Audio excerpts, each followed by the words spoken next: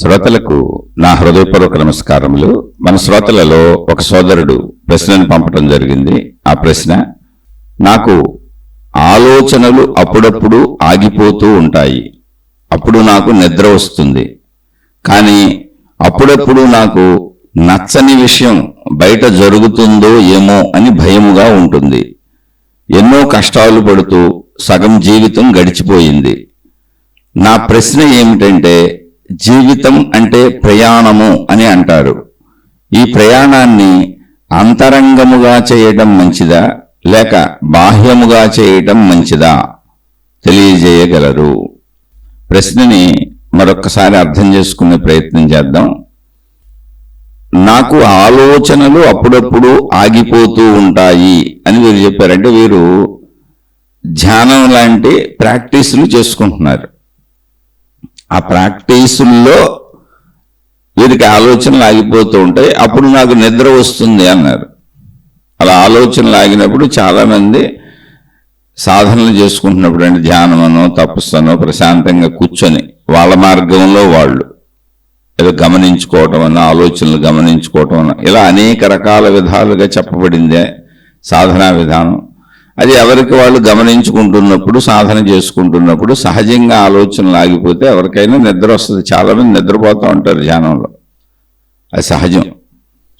కానీ అప్పుడప్పుడు అంటే ఈ ప్రాసెస్ జరుగుతున్నప్పుడు, అంటే సాధనలో ఉన్నప్పుడు ఏకాంతంగా వీరు కూర్చొని ఉంటారు కనుక వీరు ప్రశాంతంగా తమ అంతరంగంలో తాము గమనించుకుంటూ ఉంటారు కనుక అప్పుడు అంటే ఆ స్థితుల్లో నాకు నచ్చని విషయం బయట జరుగుతుందేమో అని భయంగా ఉంటుంది.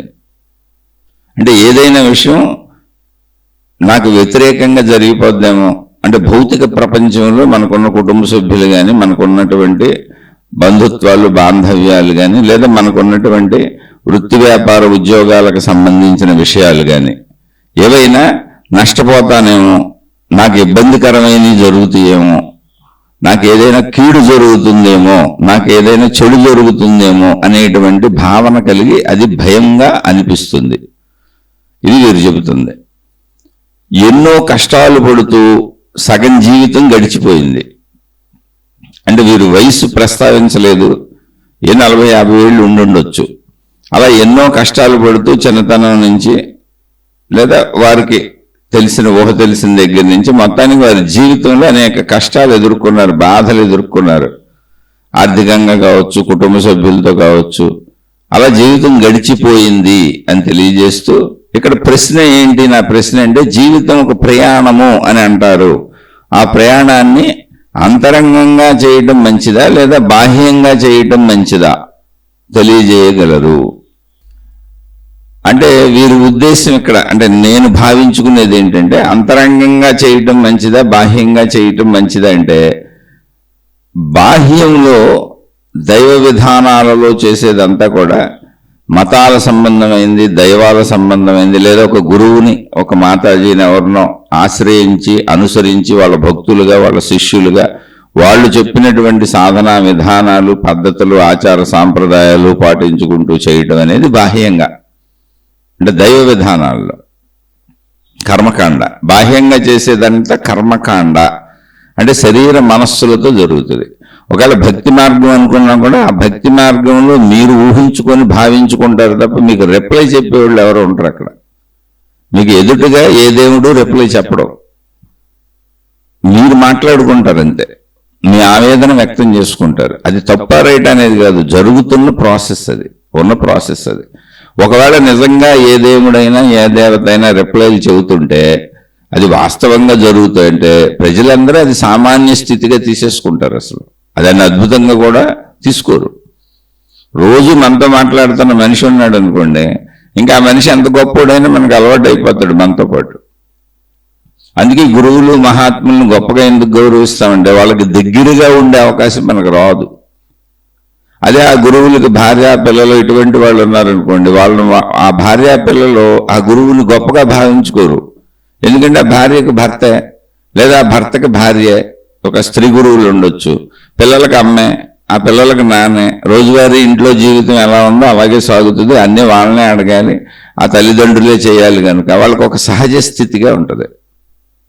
ఇలా ఈ సహజ స్థితిలో నచ్చక నా కుటుంబ సభ్యులు మంచోళ్ళు కాదు అంటే నన్ను ఒక దేవుడిగా చూడరు, నన్ను ఒక గురువుగా చూడరు, నా భార్య మంచిది కాదు, నా పిల్లలు మంచోళ్ళు కాదు, నా భక్తులు శిష్యులే మంచోళ్ళు అనుకుంటూ కుటుంబాలను వదిలివేసి వెళ్ళిపోయిన వాళ్ళు చాలా మంది ఉన్నారు. అంటే వాళ్ళకి ఎందుకు వాళ్ళంతా బయట వాళ్ళు మంచిగా కనపడతారంటే బయట వాళ్ళకి గురువుతో ఎటువంటి భౌతిక సంబంధం ఉండదు, మనసుకి ఒక ఆసరాగా పెట్టుకున్నారు ఎంతవరకునే.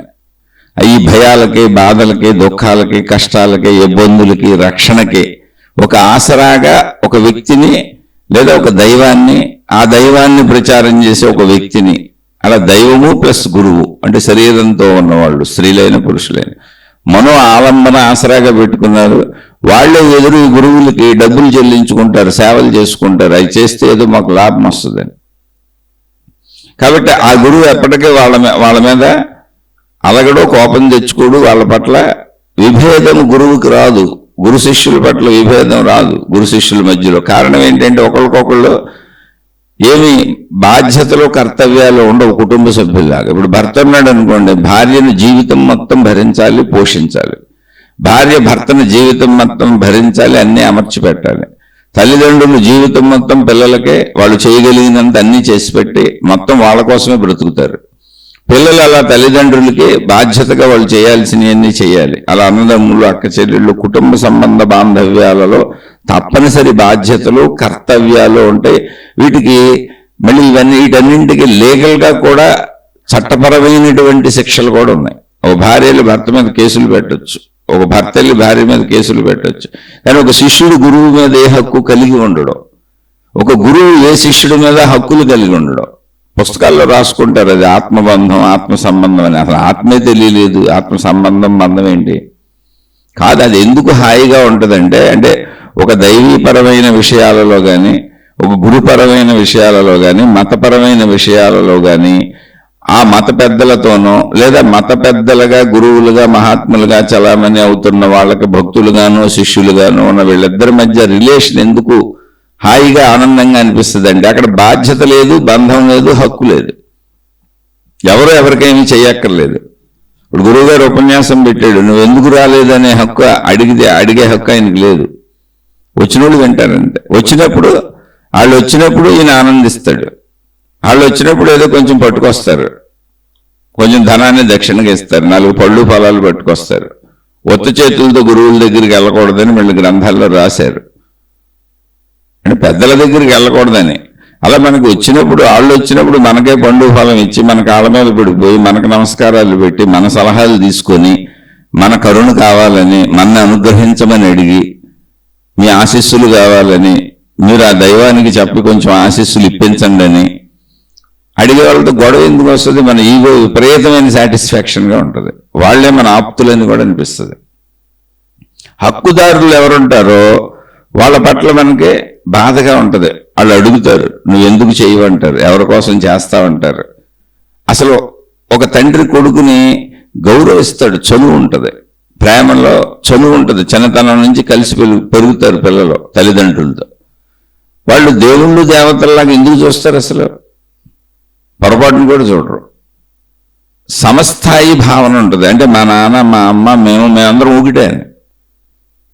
సమస్థాయి భావన అంటే నేను మా నాన్నంత అయిపోయాను కాదు, వయసులోనూ అవ్వలేరు, జ్ఞానంలోనూ అవ్వలేరు, కానీ ఒక చనువు, స్వతంత్రత, సమస్థాయి భావన, అది నేను చెప్పేది.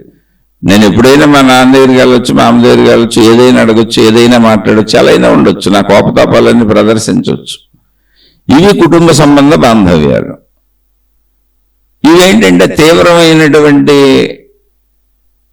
స్థితిలో గౌరవాలు పొందుతున్న వాళ్ళకి సామాన్య స్థితిలో కుటుంబ సభ్యులు ముందు మామూలుగానే కనబడతారు, ఎందుకంటే అవసరం కోసం కదా కుటుంబం ఏర్పరచుకున్నారు. తర్వాత గౌరవాలు పెరిగిపోయిన గురువులు మహాత్ములు అయిపోయారు, జనం పోగొడిపోయారు, ఆళ్లే తెచ్చి డబ్బులు ఇచ్చేసి కాళ్ళ మీద పడిపోతున్నారు, ఆళ్లే తెచ్చి సేవలు చేసేసి కాళ్ళ మీద పడిపోతున్నారు. అప్పుడు కుటుంబ సభ్యులు చులకనగా కనబడతారు వీళ్ళకి. అంటే నాలోని గొప్పతనాన్ని వీళ్ళు గుర్తించట్లేదు అని, మిగిలిన వాళ్ళందరూ గుర్తిస్తున్నారని. కాబట్టి నాకు ఈగో సాటిస్ఫాక్షన్ కోసం కుటుంబ సభ్యులను దూరంగా పెట్టి శిష్యులను, భక్తులను నేను ఇప్పుడు హైలైట్ చేసుకుంటే, నన్ను దేవుడిగా పూజించేవాళ్ళని నా చుట్టూ పెట్టుకుంటా, లేదా నన్ను గురువుగా పూజించేవాళ్ళని నా చుట్టూ పెట్టుకుంటా. వాళ్ళు స్త్రీలు కావచ్చు, పురుషులు కావచ్చు. ఇది ఒక సహజత్వం. దీన్ని ఎందుకు చెబుతున్నానంటే అక్కడ బంధాలు బాంధవ్యాలు ఉండవు. బంధాలు బాంధవ్యం అంటే అవి చూసి చాలా మంది ప్రజలు ఏమనుకుంటారంటే, ఎబ్బో ఎంతో మంది ఇన్ని ఆరాధించేస్తున్నారు, అభిమానించేస్తున్నారు అనుకుంటారు. ఇప్పుడు ఆ గురువులను, మాతాజీలను, ఎవరో ఒక మహాత్ముల్ని, నువ్వు ఆ మహాత్ముడికి భార్య అయితేనో, నువ్వు ఆ మహాత్ముడికి భర్త అయితేనో, నువ్వు ఆ మహాత్మురాలకి భర్త అయితేనో, నువ్వు కొడుకో కూతురు అయితేనో, అప్పుడు తెలుస్తుంది వాళ్ళు మహాత్ములు కాదు. ఎందుకని నీకు హక్కులు ఉన్నాయి. అక్కడ హక్కులు లేని వాళ్ళు భిక్షాటన. వీళ్ళేంటి, ఇప్పుడు వీళ్ళకి హక్కులేమి లేవు, ఒక భిక్షాటనగా బ్రతుకుతున్నారు అక్కడ. వాళ్ళు ఏళ్ళని అడుగుతారు, వీళ్ళు నాన్నని అడుగుతారు. జిడ్డు కృష్ణమూర్తి గారు చక్కగా దీన్ని వివరించి చెప్పారు. గురు శిష్యులిద్దరూ ఒకరినొకళ్ళు మోసం చేసుకు బతుకుతూ ఉంటారు అని. 100% నిజం. అలా నేను ఆ గురువు ఉండొద్దు, శిష్యుడు ఉండొద్దు అని చెప్పటం, అది ఎప్పటికీ అలా సాగుతూనే ఉంటుంది. కృష్ణమూర్తి గారు కాదు, ఆ తర్వాత ఎంతమంది వచ్చారో, అంతకుముందు ఎంతమంది వచ్చారో, ఎప్పటికీ ఇది సాగుతూనే ఉంటుంది వ్యవస్థ. ఎందుకంటే చెప్పేవాడు ఒకటి కావాలి, వినేవాడు ఒకటి కావాలి. అలా అయితే కానీ అది అర్థం కాదు. అయితే అక్కడ ఎందుకు అది ఆనందంగా ఉంటుందనేది దానిలో విషయాన్ని చెప్పాను. రిలేషన్ లేదు. శిష్యులుగా భక్తులుగా వచ్చిన వాళ్ళందరూ ఆ కాసేపు ఉండి ఆ ప్రోగ్రాంలో, ఆ కార్యక్రమాలు, ఆ గురువు దగ్గర కాసేపు ఉండి వెళ్ళిపోతారు. మళ్ళీ వాళ్ళ సొంత ఇల్లు ఉంది, వాళ్ళ సొంత డబ్బులు ఉన్నాయి, ఆ భర్త, భార్య, కుటుంబం అన్నీ ఉన్నాయి. వాళ్ళ జీవితం వాళ్ళు గడుపుకుంటారు. మళ్ళీ వచ్చి ఇంటికాడ గొడవలన్నీ గురువుకి చెబుతూ ఉంటారు. ఎందుకని? భర్తతో పడదు, భార్యతో పడదు, పిల్లలతో పడదు, బయట వృత్తి వ్యాపార ఉద్యోగాల్లో మనుషులతో పడదు. ఈ గురువుతో ఎందుకు పడుతుంది, మాతాజీతో ఎందుకు పడుతుంది, ఈ గురువుకి భక్తులతో ఎందుకు పడుతుంది, వీళ్ళ కుటుంబ సభ్యులతో ఎందుకు పడతలేదు? అటు గురువుకి కానీ, ఇటు భక్తులకు కానీ, శిష్యులకు కానీ, మిగిలిన సంబంధ బాంధవ్యాలు ఎందుకు ఘర్షణలు పడుతున్నారంటే అక్కడ ఆలంబనగా మనసుకు పెట్టుకున్నారు. గురువును, మాతాజీను, దేవుణ్ణు, ఆ విధానాలను ఆలంబనగా పెట్టుకున్నారు. నేనేదో గొప్పలు పొందేస్తాను అనుకుంటున్నారు.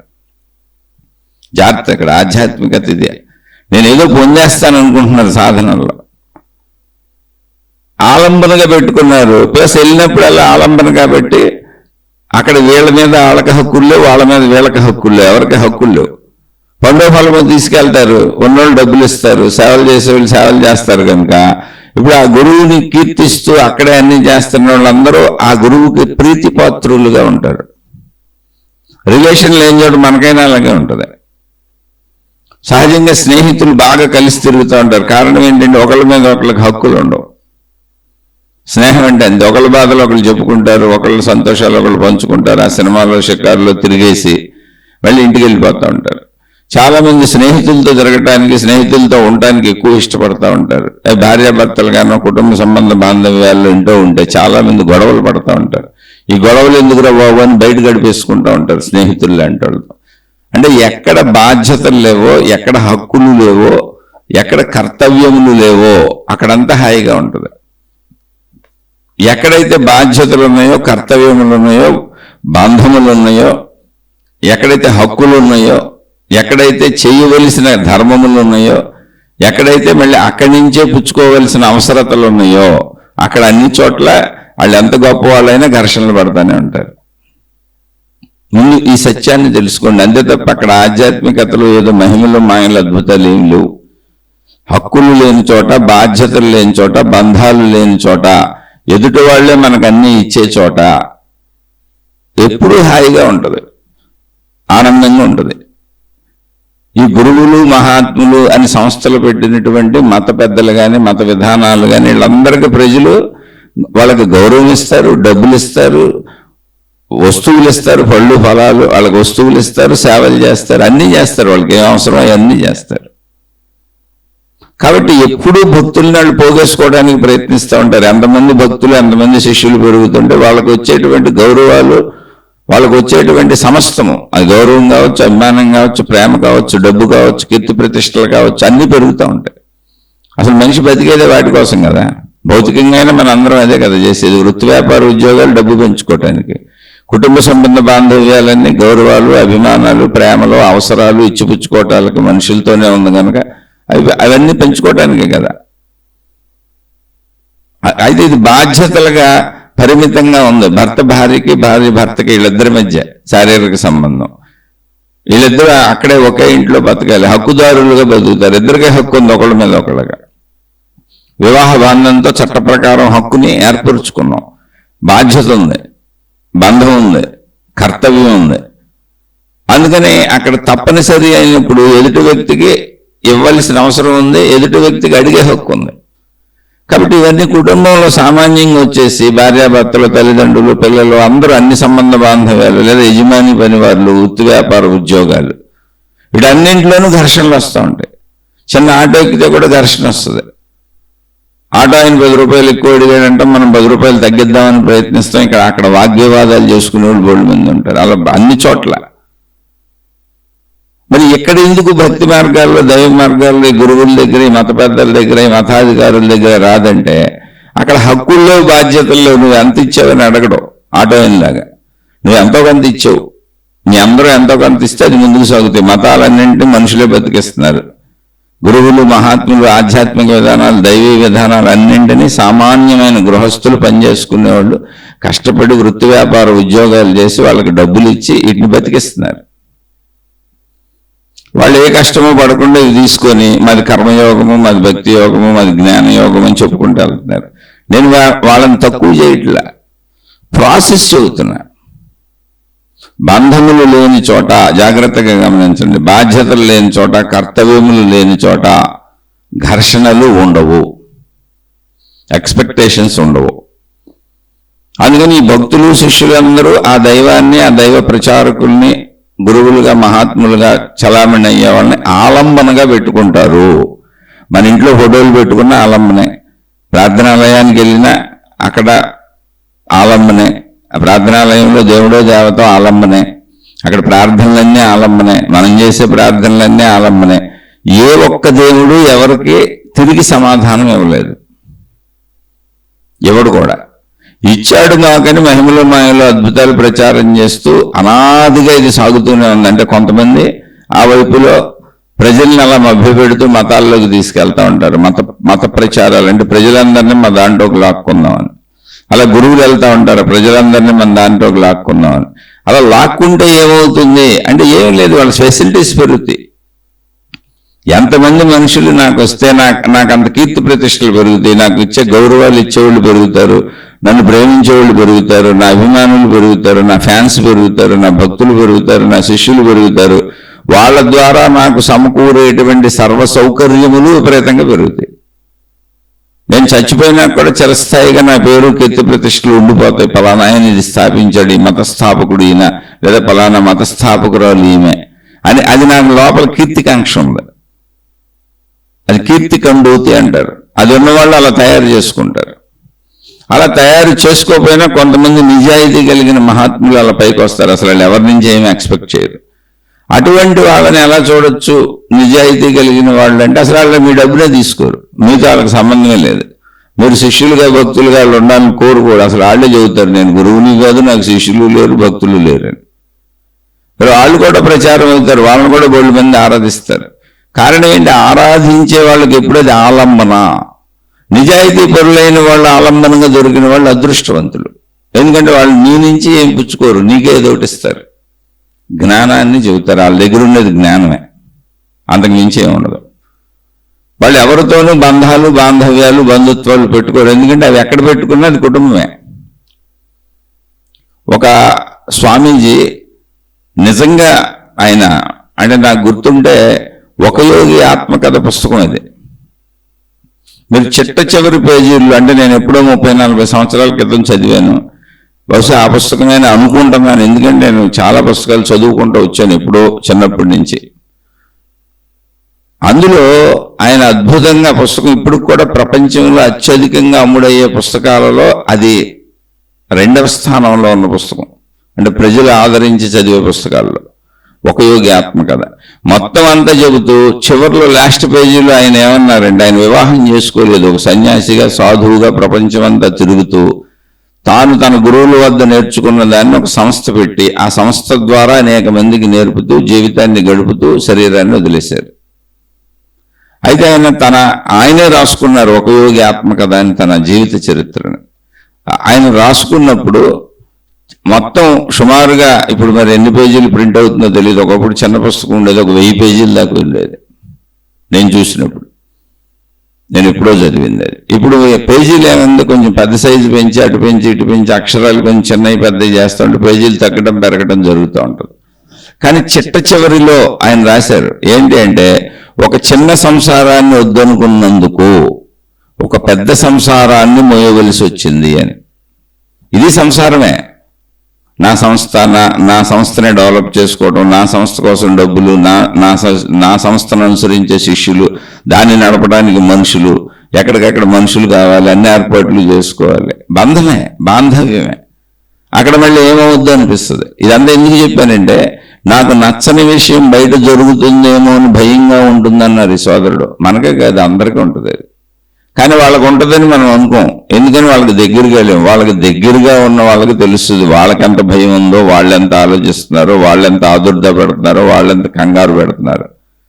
ఈ సంస్థలు స్థాపించిన వాళ్ళందరూ అత్యధికమైనటువంటి ధన సంపదలు కూడబెట్టి 100,000 ఎకరాల సంస్థలు నిర్మించి అనేక చోట్ల అనేక బ్రాంచీలు పెట్టుకుంటూ సంస్థలు పెట్టిన వాళ్ళందరికీ అంతరంగంలో భయం ఉంటుంది. ఎందుకంటే అవి మెయింటైన్ చేయడానికి వాళ్ళు మామూలు మనుషులను పెట్టుకుంటారు. చట్ట ప్రకారమైన నియమాలు పాటించాలి.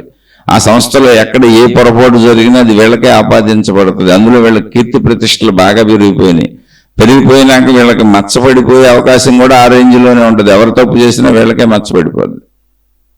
అదీగాక ధన సంబంధాలు. ఇప్పుడు ఇన్ని ఆశ్రమాలు, ఇన్ని సంస్థలు, ఇన్ని విధానాలు నడవాలంటే బోల్ డబ్బు కావాలి. వాళ్ళు జ్ఞానాన్ని చెబుతూ వెళ్ళిన మాట వాస్తవమే. కానీ అది వాస్తవమైనా ఒక ఇల్లు కట్టుకుంటే మనకి మెయింటెనెన్స్కి ఎంత ఖర్చు అవుతుందో ఒకసారి మీరు చూసుకోండి. ఒక ఇల్లు కట్టుకున్నాం, దాన్ని తుడుచుకోవాలి, శుభ్రం చేసుకోవాలి, దాన్ని బుజులు దులుపుకోవాలి, దానికి రంగులు వేసుకోవాలి, కాపాడుకుంటూ ఉండాలి నిరంతరం. అలాగే సంస్థలు కూడా ఇళ్ళే, పేర్లు మారిన ఆశ్రమాలని అన్ని బిల్డింగ్లే, ఇటుక ఇసుకలతో కట్టేది. ఇప్పుడు బిల్డింగ్లు ఎలా కడతారో అలా కట్టినాయే. మళ్ళీ వాటిని మెయింటైన్ చేయాలి, వాటిని చూసేవాళ్ళు కావాలి, వాటిని తుడిచేవాళ్ళు కావాలి, వాటికి రక్షకులు కావాలి. ఎందుకంటే ఈ గురువులు మహాత్ములు తిరుగుతూ ఉంటారు, ఒక చోట ఉంటారు.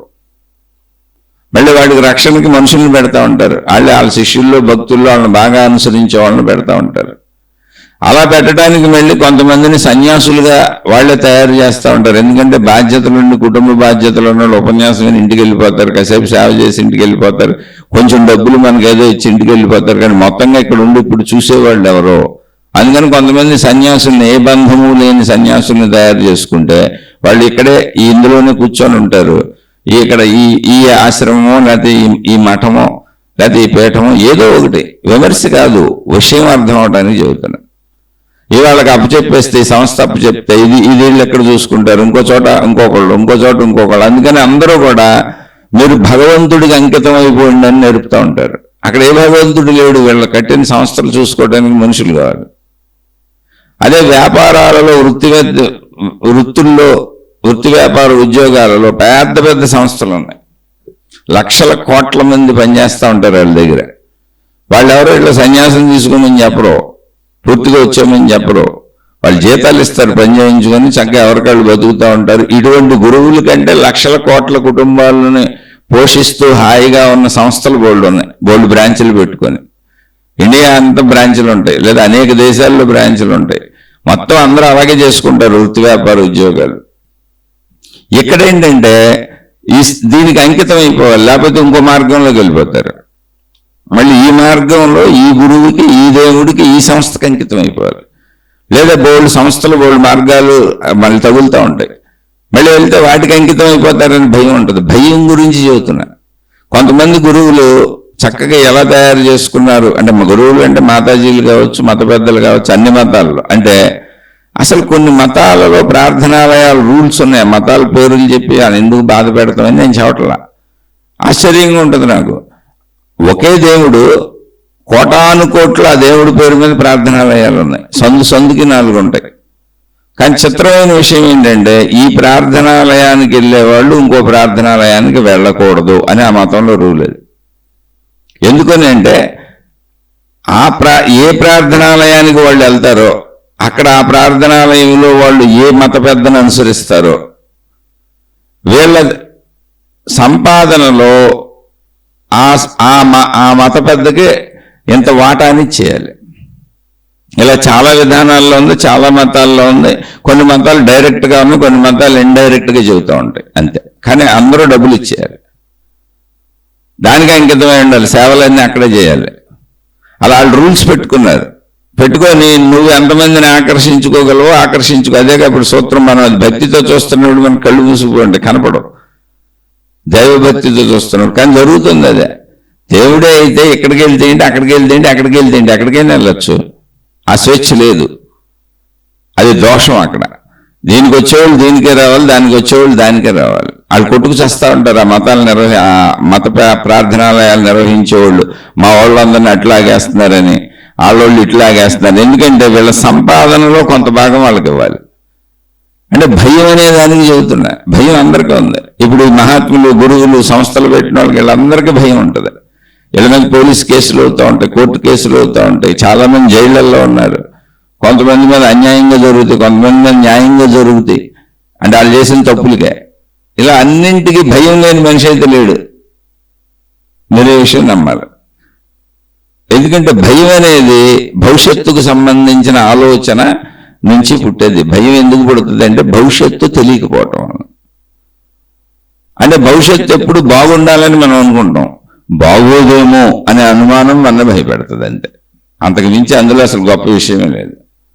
బాగోదేమో అన్న భావన మన భయపెడుతుంది. బాగుంటుందా బాగోదు ఎప్పుడు తెలుస్తుంది? దాన్ని అనుభవానికి వచ్చినప్పుడు, అంటే భవిష్యత్తు ప్రజెంట్ అయినప్పుడు, ఇప్పుడైనప్పుడు తెలుస్తుంది. అలా అందరికీ భయాలు ఉన్నాయి. ఎందుకు చెబుతున్నాయంటే నేను చాలా మంది గురువులకి క్లోజ్గా ఉండొచ్చాను. మీకు అలా ఉండే అవకాశం ఉండదు. చాలా భయపడుతూ ఉంటారు, ఎవరి వలన ఏ అపవాదం వచ్చి మన మీద పడిపోద్దని. బాగా ఎదిగిపోయి కీర్తి ప్రతిష్టలు, డబ్బులు పెరిగిపోయినాక అన్ని భయమే. బయటికి వ్యక్తపరచరు. వాళ్ళు ఉపన్యాసం చెప్పేటప్పుడు ఏం చెబుతారు? దైవీ మాటలు, ధైర్యము, దేవుడు, రక్షణ, అద్భుతాలు, మహిమలు, మాయలు చెబుతారు. అదో గొప్ప జరిగిపోతుందని చెబుతారు. అందుకని వినేవాళ్ళందరూ వీళ్ళు అప్రమత్త ధైర్యంతో బతికేస్తున్నటువంటి వాళ్ళు, వీళ్ళకి అసలు భయం అనేది తెలియదు అనుకుంటారు. కానీ ఉపన్యాసానికి అవసరమైన విషయం అది. ఆ స్టేజీ మీద అదే మాట్లాడితేనే వాళ్ళు మహాత్ములుగా, లేదా మత పెద్దలుగా, లేదా గురువులుగా, ఆ మార్గ ఆ దైవ విధానాలకు సంబంధించిన వాళ్ళుగా చలామణి అవుతారు. కానీ అంతరంగా అది వృత్తి. వాళ్ళ వృత్తి అది. వాళ్ళ ప్రవృత్తిలో భయం ఉంటుంది, స్వభావంలో భయం ఉంటుంది. వృత్తిగా వృత్తి ఎన్నుకున్నారు. అది ఇప్పుడు ఉపాధ్యాయుడు ఉన్నాడు, స్కూల్కి వెళ్ళి పిల్లలకు పాఠాలు చెబుతూ ఉంటాడు. ఆయన వృత్తి ఏంటి? ఆయన సైన్స్ టీచర్ అయితే సైన్స్ చెప్పాలి, ఏ టీచర్ అయితే చెప్పాలి. అది వృత్తి. కానీ ఆయనకు బోల్డ్ సమస్యలు ఉంటాయి, బోల్డ్ ఇబ్బందులు ఉంటాయి, బోల్డ్ బాధలు ఉంటాయి. కానీ పిల్లలందరికీ మాస్టర్ అంటే సత్యభయం. మీరు చిన్న చిన్న క్లాసుల్లో చూడండి, 10th క్లాస్ లోపల వరకు మాస్టర్కి భయపడతారు అందరూ. కొంచెం ఇప్పుడు ఈ మధ్య కాలంలో మారింది. ఇంటర్మీడియట్ నుంచి కొంచెం డిగ్రీలకు వచ్చినాక మాస్టర్లకు భయపడటం మానేశారు, జస్ట్ గౌరవిస్తారు అంతే. అంటే ఒక జనరేషన్లో మార్పు వచ్చిందని. కానీ మాస్టర్కి భయపడతారు చిన్న తరగతులు అన్నింటిలో. వాళ్ళు ఏమనుకుంటారు, మాస్టరే హీరో. వాళ్ళకి అద్భుతంగా వాళ్ళందరినీ శాసిస్తూ ఉంటాడు, 50-60 మంది స్టూడెంట్స్ని.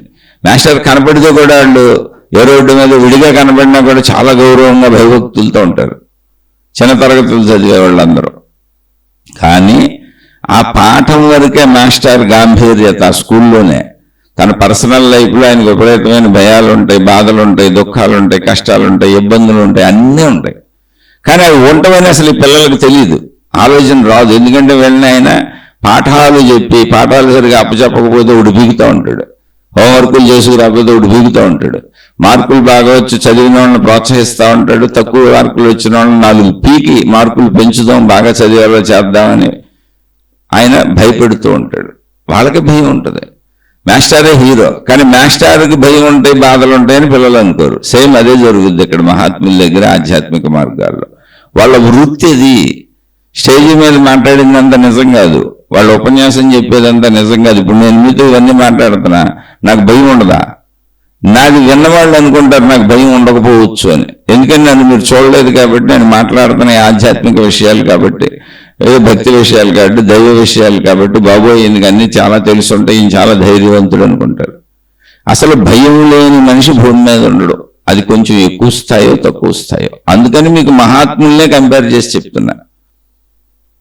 మళ్ళీ అలా అని మహాత్ములు కూడా సంస్థలు పెట్టుకునే వాళ్ళందరూ సంసారం పెట్టుకున్నట్టే. నాకు శిష్యులు ఉన్నారు, నేను శిష్యుల్ని తయారు చేసుకుంటున్నాను, నాకు భక్తులు ఉన్నారు, భక్తుల్ని తయారు చేసుకుంటున్నాను అన్నోళ్ళందరూ సంసారం తగిలించుకున్నోళ్ళే. విపరీతమైన బాధల్లో ఉంటారు, బయటికి చెప్పరు. ఆడు అలా చేశాడు, ఈడు అలా చేశాడు, ఈమె అలా చేసింది, ఆమె అలా చేసింది, ఆ శిష్యులు. ఎందుకంటే అన్ని రకరకాల ఏ చేస్తారు ప్రజల్ని ఆకట్టుకోవటానికి. మళ్ళీ అవన్నీ నిర్వహించుకోవడానికి వాళ్ళు రూల్స్ పెడతారు, వాళ్ళు రెగ్యులేషన్స్ పెడతారు, వాళ్ళు పద్ధతులు పెడతారు. అవన్నీ గజిబిజి గందరగోళం అయిపోయి ఆఖరికి అలా మనశ్శాంతి లేకుండా చచ్చిపోయే ముందు పక్కన ఉన్నోడికి ఎవరికో చెబుతారు, బాబు ఇలాంటి సంస్థలు పెట్టబాకని. అది లాస్ట్లో వస్తుంది అనుభవం. కానీ అప్పటి వరకు దురద ఊరుకోదు, దాన్ని దురద అంటారు. అంటే నేను మహాత్ములను కించపరచడానికి అసలు చెప్పట్లే విషయం. మీరు ప్రాక్టికల్గా ఒక సత్యాన్ని అర్థం చేసుకోండి. మనసుతో మీరు ఏది చేస్తున్నా అది బంధమే. మీకు బంధం బాధిస్తుంది, భయపెడుతుంది. అది ఎవరికైనా సరే, ఎంతటి వాళ్ళకైనా సరే. మీరు సిద్ధారూఢ స్వామి అనే ఒక మహానుభావుడి చరిత్ర చదువుకోండి. ఆయన పేరు సిద్ధారూఢ స్వామి. ఆయన శిష్యులు ఉన్నారు, ఎంతో మంది భక్తులు ఉన్నారు, చాలా మంచి ఆయన సంస్థలు తయారు చేశారు, ఆయన బోర్డు సంస్థలు నిర్మించారు. ఆయనకు వృద్ధాప్యం వచ్చేసి తన సంస్థల్ని తనకు సంబంధించిన ఒక శిష్యుడు, అంటే ఆయనకి నచ్చిన శిష్యులు చాలా మంది ఉన్నారు. చాలా పెద్ద సంస్థలు అయినాయి, డబ్బులు సంస్థలు పెరిగినాయి అంటే ఏంటి, డబ్బు పెరిగిపోద్ది, కీర్తి ప్రతిష్టలు పెరిగిపోతాయి, అనుసరించే వాళ్ళు పెరిగిపోతారు. ఒక మాటలో చెప్పాలంటే రాజవైభవం వస్తుంది. నువ్వు ఎక్కడికి వెళ్తే అక్కడ నీకు అసలు పూల పానుపులేసి నడిపిస్తారు నిన్ను. ఇంకా పూల పానుపులే నడిపిస్తున్నారంటే పడుకునేది, తినేది, తాగేది, జీవించేది ఎంత సౌకర్యవంతంగా ఉంటుందో చూడండి. కష్టపడకుండా ఎదురు డబ్బులు వచ్చేస్తుంది. ప్లస్ వీళ్ళ మాటకు ఎదురుండదు. అసలు ఇంట్లో భార్య ఎదురు చెప్పుద్ది, భర్త ఎదురు చెప్తాడు, పిల్లలు ఎదురు చెప్తారు, అన్నదమ్ములు ఎదురు చెప్తారు, అక్క చెల్లెళ్ళు ఎదురు చెప్తారు. వీళ్ళకి అసలు మాటకే ఎదురుండదు. వీళ్ళు మాట్లాడితే అది మహిమ, అద్భుతం, దేవుడి నోట్లోంచి వచ్చింది అనుకుని అది చేసుకుంటూ వెళ్ళిపోతుంటారు. అలా సాగుతాయి గురువులు, మహాత్ములు, మత పెద్దలు, మత విధానాలలో సాగేటువంటి మహాత్ముల యొక్క మాటలు, ఆ జీవితాలు. అలా ఒక సిద్ధారూఢ స్వామి అనే ఆయన మహానుభావుడు, చాలా గొప్ప ఆయన, అందులో డౌట్ ఏం లేదు. ఆయన కొన్ని సంస్థలు స్థాపించారు. తన వృద్ధాప్యం వచ్చింది. తన తర్వాత దీన్ని నడపడానికి ఆయన తన శిష్యులు అనేక మందిలో ఒకరిని సెలెక్ట్ చేసుకున్నారు. ఆయన ఇతనైతే దీన్ని సమర్థవంతంగా నడపగలుగుతాడు అని. అయితే ఆయన సెలెక్ట్ చేసుకున్న ఆయన ఏదో ప్రోగ్రాముల మీద, వీళ్ళకి అనేక ప్రోగ్రాములు ఉంటాయి కదా, వేరే ఊరు వెళ్ళాడు, సంస్థ తరపు కార్యకలాపాలు ఇంకో చోట ఎక్కడో ఇంకో సంస్థ కాడ నడుపుతున్నాడు ఆయన. ఆయన కొన్ని రోజుల తర్వాత తిరిగి వస్తాడు. వచ్చినాక ఇదంతా అనౌన్స్ చేసి ఆయనకు అప్పచెప్పేద్దాం అనేటువంటి నిర్ణయం జరిగింది. ఆ విషయం పాపం ఆయనకి తెలీదు. ఆయన అలా గురువు గారు చెప్పిన కార్యక్రమాలు చేసుకుంటూ తిరుగుతున్నాడు. ఇక్కడ గురువు గారి దగ్గరుండి సేవలు చేసి ఈ ఆశ్రమాలు నడిపే అన్నింటికి కూడా ముఖ్యులు ఉంటారు. ఏ గురువు కూడా తనను స్థాపించిన దాన్ని తను ఒక్కడే చూసుకోలేడు, మనుషులకు అప్పచెబుతాడు. వాళ్ళందరూ సామాన్య మనుషులే ఉంటారు, పైన తను ఉంటాడు. ఇక్కడ చుట్టూ ఉన్నోళ్ళు, ఇది నడిపేవాళ్ళు, నిర్వహించేవాళ్ళు, భక్తులుగా శిష్యులుగా ఉన్నవాళ్ళు చాలా మంది ఉన్నారు. వాళ్ళకి కొంతమందికి అతనికి ఈ పెత్తనం ఇవ్వటం, ఈయన తర్వాత వారసత్వం ఇవ్వటం, అధికారం ఇవ్వటం వాళ్ళకి ఇష్టం లేదు. అందుకని వాళ్ళు ఏం చేశారంటే ఆ గ్రూప్ అంతా కలిపి వాళ్ళు నిర్ణయించుకొని మనం దీన్ని పొందాలి ఎలా అయినా అని కొంతమంది గ్రూప్ తయారయ్యి గురువు గారికి రోజు చేసేటువంటి సేవలు, కాఫీ ఇవ్వటం, మీద ఉంటాయిగా, పాలు ఇవ్వటం, లేకపోతే భోజనాలు, టిఫిన్లు ఇవన్నీ ఉంటాయిగా, అవన్నీ ఎవరొకరు చేసి పెట్టాల్సిందే. అలా ఇస్తూ ఆయనకి ఇచ్చేటువంటి పాలల్లోనూ కాఫీలోనూ కాలకూట విషాన్ని కల్పించారు గురువుకే. దేనికోసం? కేవలం ఆ గురువు స్థాపించిన సంస్థల కోసం, ఆ గురువు దగ్గర ఉన్న కీర్తి ప్రతిష్టలు కావచ్చు, డబ్బు కావచ్చు, ఏదైనా కావచ్చు, సంస్థల రూపంలో ఉన్నది, దాని యొక్క ఆధిపత్యం కోసం ఆయన తాగారు. అది కాలకోట విషం. తన శరీరం అంతా స్పాట్లో బొబ్బలెక్కేసి పుళ్ళు పడిపోయి నానా బాధ అయిపోయింది. ఆయనకి చావు బతుకులకు వచ్చేసారు. ఆయనకి అర్థమవుద్దుగా, మామూలుగా నన్ను చంపే ప్రయత్నం చేశారు వీళ్ళని అర్థమైంది. ఆయనకి అనుభవం అయింది. అనవసరంగా డబ్బు పోగేశాను, ఇన్ని సంస్థలు పెట్టాను, ఇంత కీర్తి ప్రతిష్టలు పెంచాను, ఆఖరికి నన్నే చంపడానికి సిద్ధమయ్యారు నేను తయారు చేసుకున్న నా శిష్యులు. వీటి కోసం, డబ్బు కోసమే. బయట కూడా హత్యలు, దోపిడీలు, దొంగతనాలు, అసత్యాలు ఇవన్నీ జరిగేది ఎక్కడైనా అంతే. కీర్తి ప్రతిష్టల కోసం, డబ్బు కోసం, సౌకర్యాల కోసం ఎదుటోడికి ఎంత హాని అయినా చేస్తారు. ఇక్కడ అదే చేశారు. మళ్ళీ చదువుతున్న సిద్ధారూఢ స్వామి చరిత్ర చదువుకోండి. ఇలాంటి ఎన్నో జరిగినాయి. గురువుల్ని లేపేసిన వాళ్ళు చాలా మంది ఉన్నారు. ఆ పీఠాల ఆధిపత్యాల కోసం పోర్లు ఇప్పుడు కూడా బోర్డు జరుగుతూ ఉంటాయి అనేక చోట్ల. అన్ని చోట్ల ఉండకపోవచ్చు, కానీ కొన్ని చోట్ల జరుగుతూనే ఉంటాయి. అంతర్గతంగా దగ్గరగా ఉంటే తెలుస్తుంది. అది బాహ్యం నుంచి ఏం తెలియదు. వృత్తిగా ఒక మాస్టర్ పిల్లలకి పాఠం చెప్పి ఇంటికి వెళ్ళిపోయి తన బాధ్యతలు, తన బాధలు, తన కష్టాలు అవన్నీ ఎలా పడతాడో, అవన్నీ దాచుకొని పిల్లల ముందు ఎలా అయితే పాఠం చెప్పి వెళ్తాడో, అలా వాళ్ళు వృత్తిగా ఉన్నారు తప్ప వాళ్ళ ప్రవృత్తి, వాళ్ళ అంతరంగము ఎప్పుడూ భయంగా, ఘర్షణగానే ఉంటుంది. సిద్ధారూఢ స్వామిని చంపేశారు. సరే, ఆయనకి ఇంకా ప్రాణం పోలేదు. ఆ విషయం చేత అలా అలా అనారోగ్యానికి లోనైపోయి ఉన్నారు.